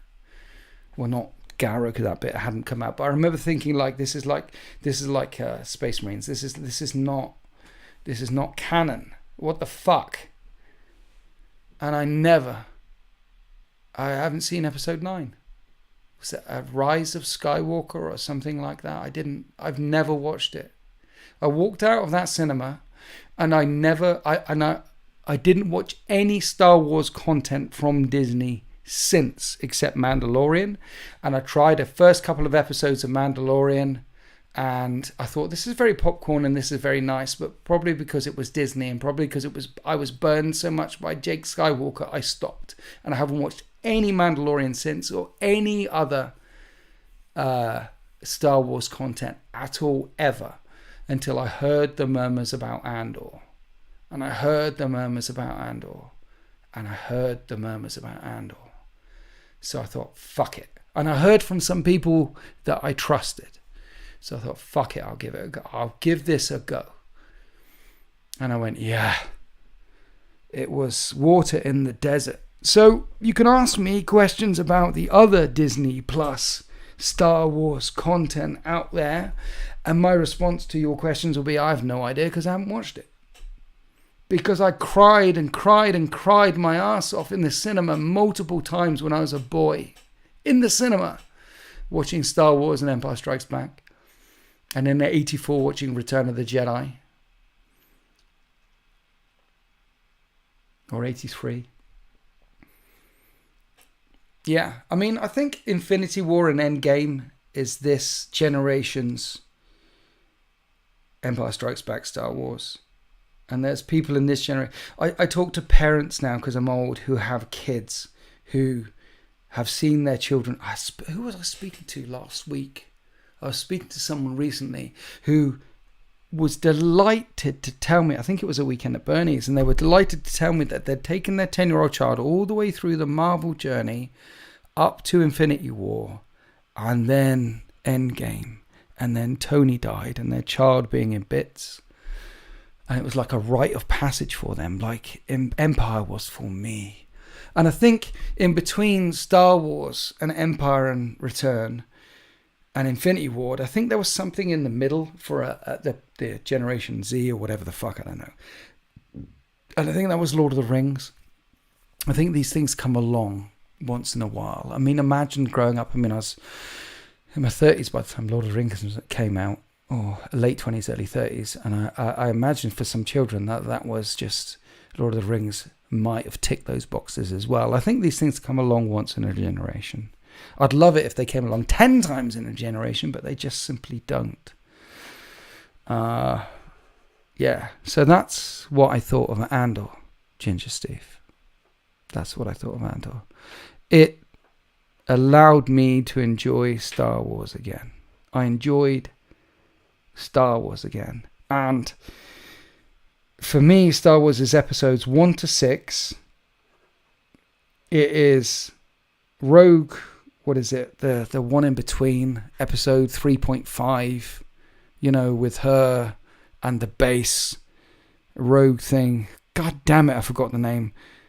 You know, the ones in between, the one just before episode 4 with the thing, and it ends up with the Death Stars being made. Rogue One, yes, exactly. So even though it's a Disney Plus one, they clearly the producers, they get their claws all the way into it. So for me, there are 7 Star Wars movies in Andor. And then all the extended universe. Don't get me started on the extended universe, which is no longer canon. But yeah, so yeah. And I don't think I'm alone in these thoughts either. Anyway, those are my thoughts on Andor. I highly recommend Andor.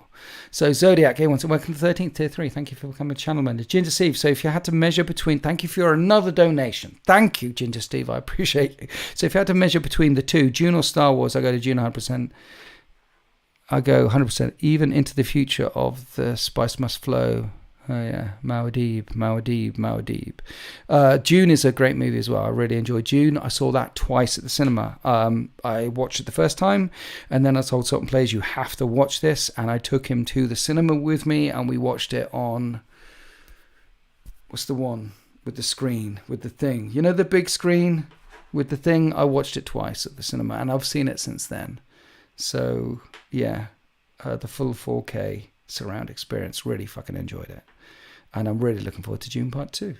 I don't do the favorites thing, so Star Wars, Dune, Lord of the Rings, because we flow, right? So sometimes, I mean, I've seen Lord of the Rings so many times, and I've got all the extended editions, and I've seen them so many times. And if you've got the extended editions Lord of the Rings, people in the chat, in the extended editions of Lord of the Rings, there are 4 directors' commentaries for all 3 movies.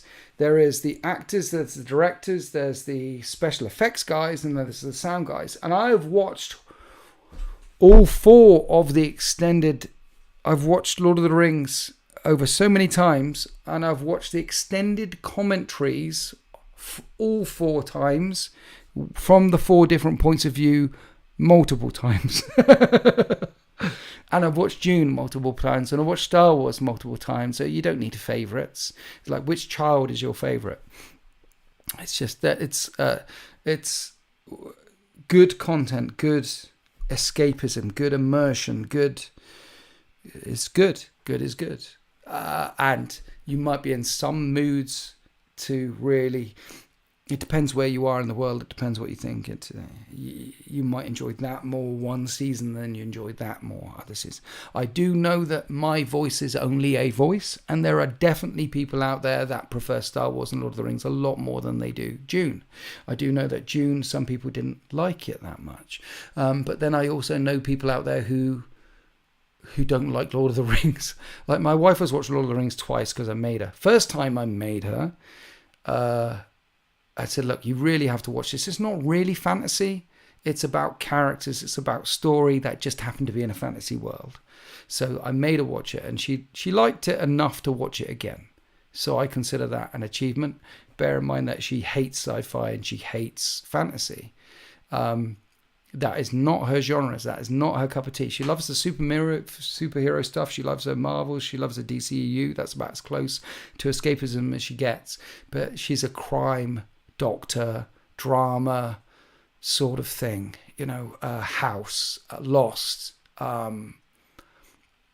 Elementary, Sherlock, I don't know, Lucifer. She likes those sorts of things. That's her escapism. To escape all the way to different worlds and different planes, that's not her bag, baby. But she did watch Lord of the Rings twice, so I was so pleased. Otherwise, it might have been a divorce. But yeah, I know that other people have got different senses and different flavors. But I love my escapism. I love my sci-fi and my fantasy, and I've built a whole YouTube channel around doing this sort of shit.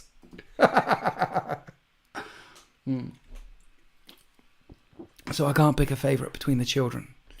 Only to say I love them. Anyway, that was a mad rant at the end of the stream because it is getting late now. It's 11:30 at night. We started off the stream with a question: is Saturday a good day to stream? And the answer to that question is yes, if you have beer.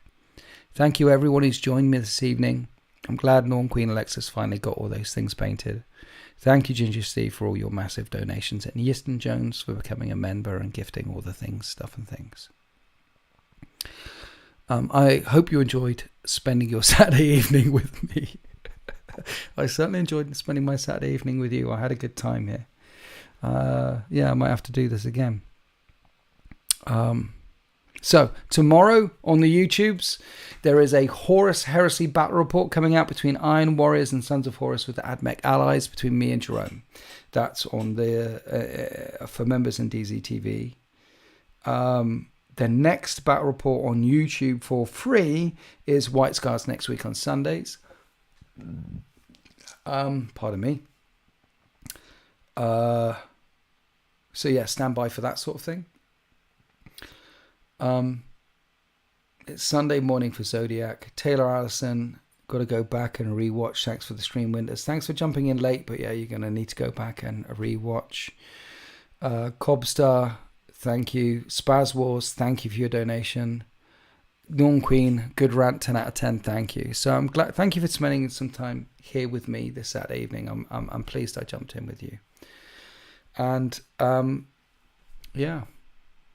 Take it easy. Look after each other. As E.T. said, be good. And happy wargaming.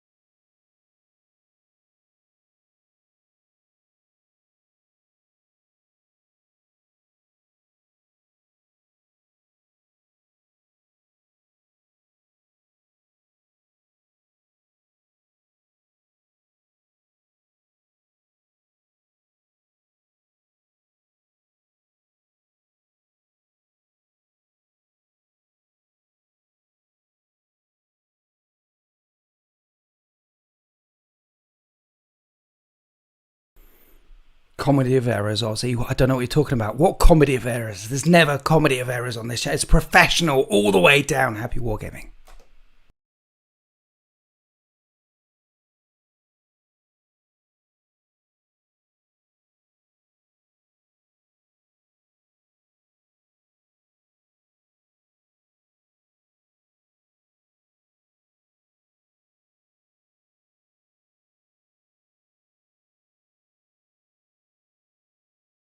It's like Marvel, right? You've got to have an encore. I'm really going this time. I've been pressing the I'm really going. Good night. Good night. Go to sleep. You're still here? Like the Ferris Bueller ending? Why are you still here? Go. Go.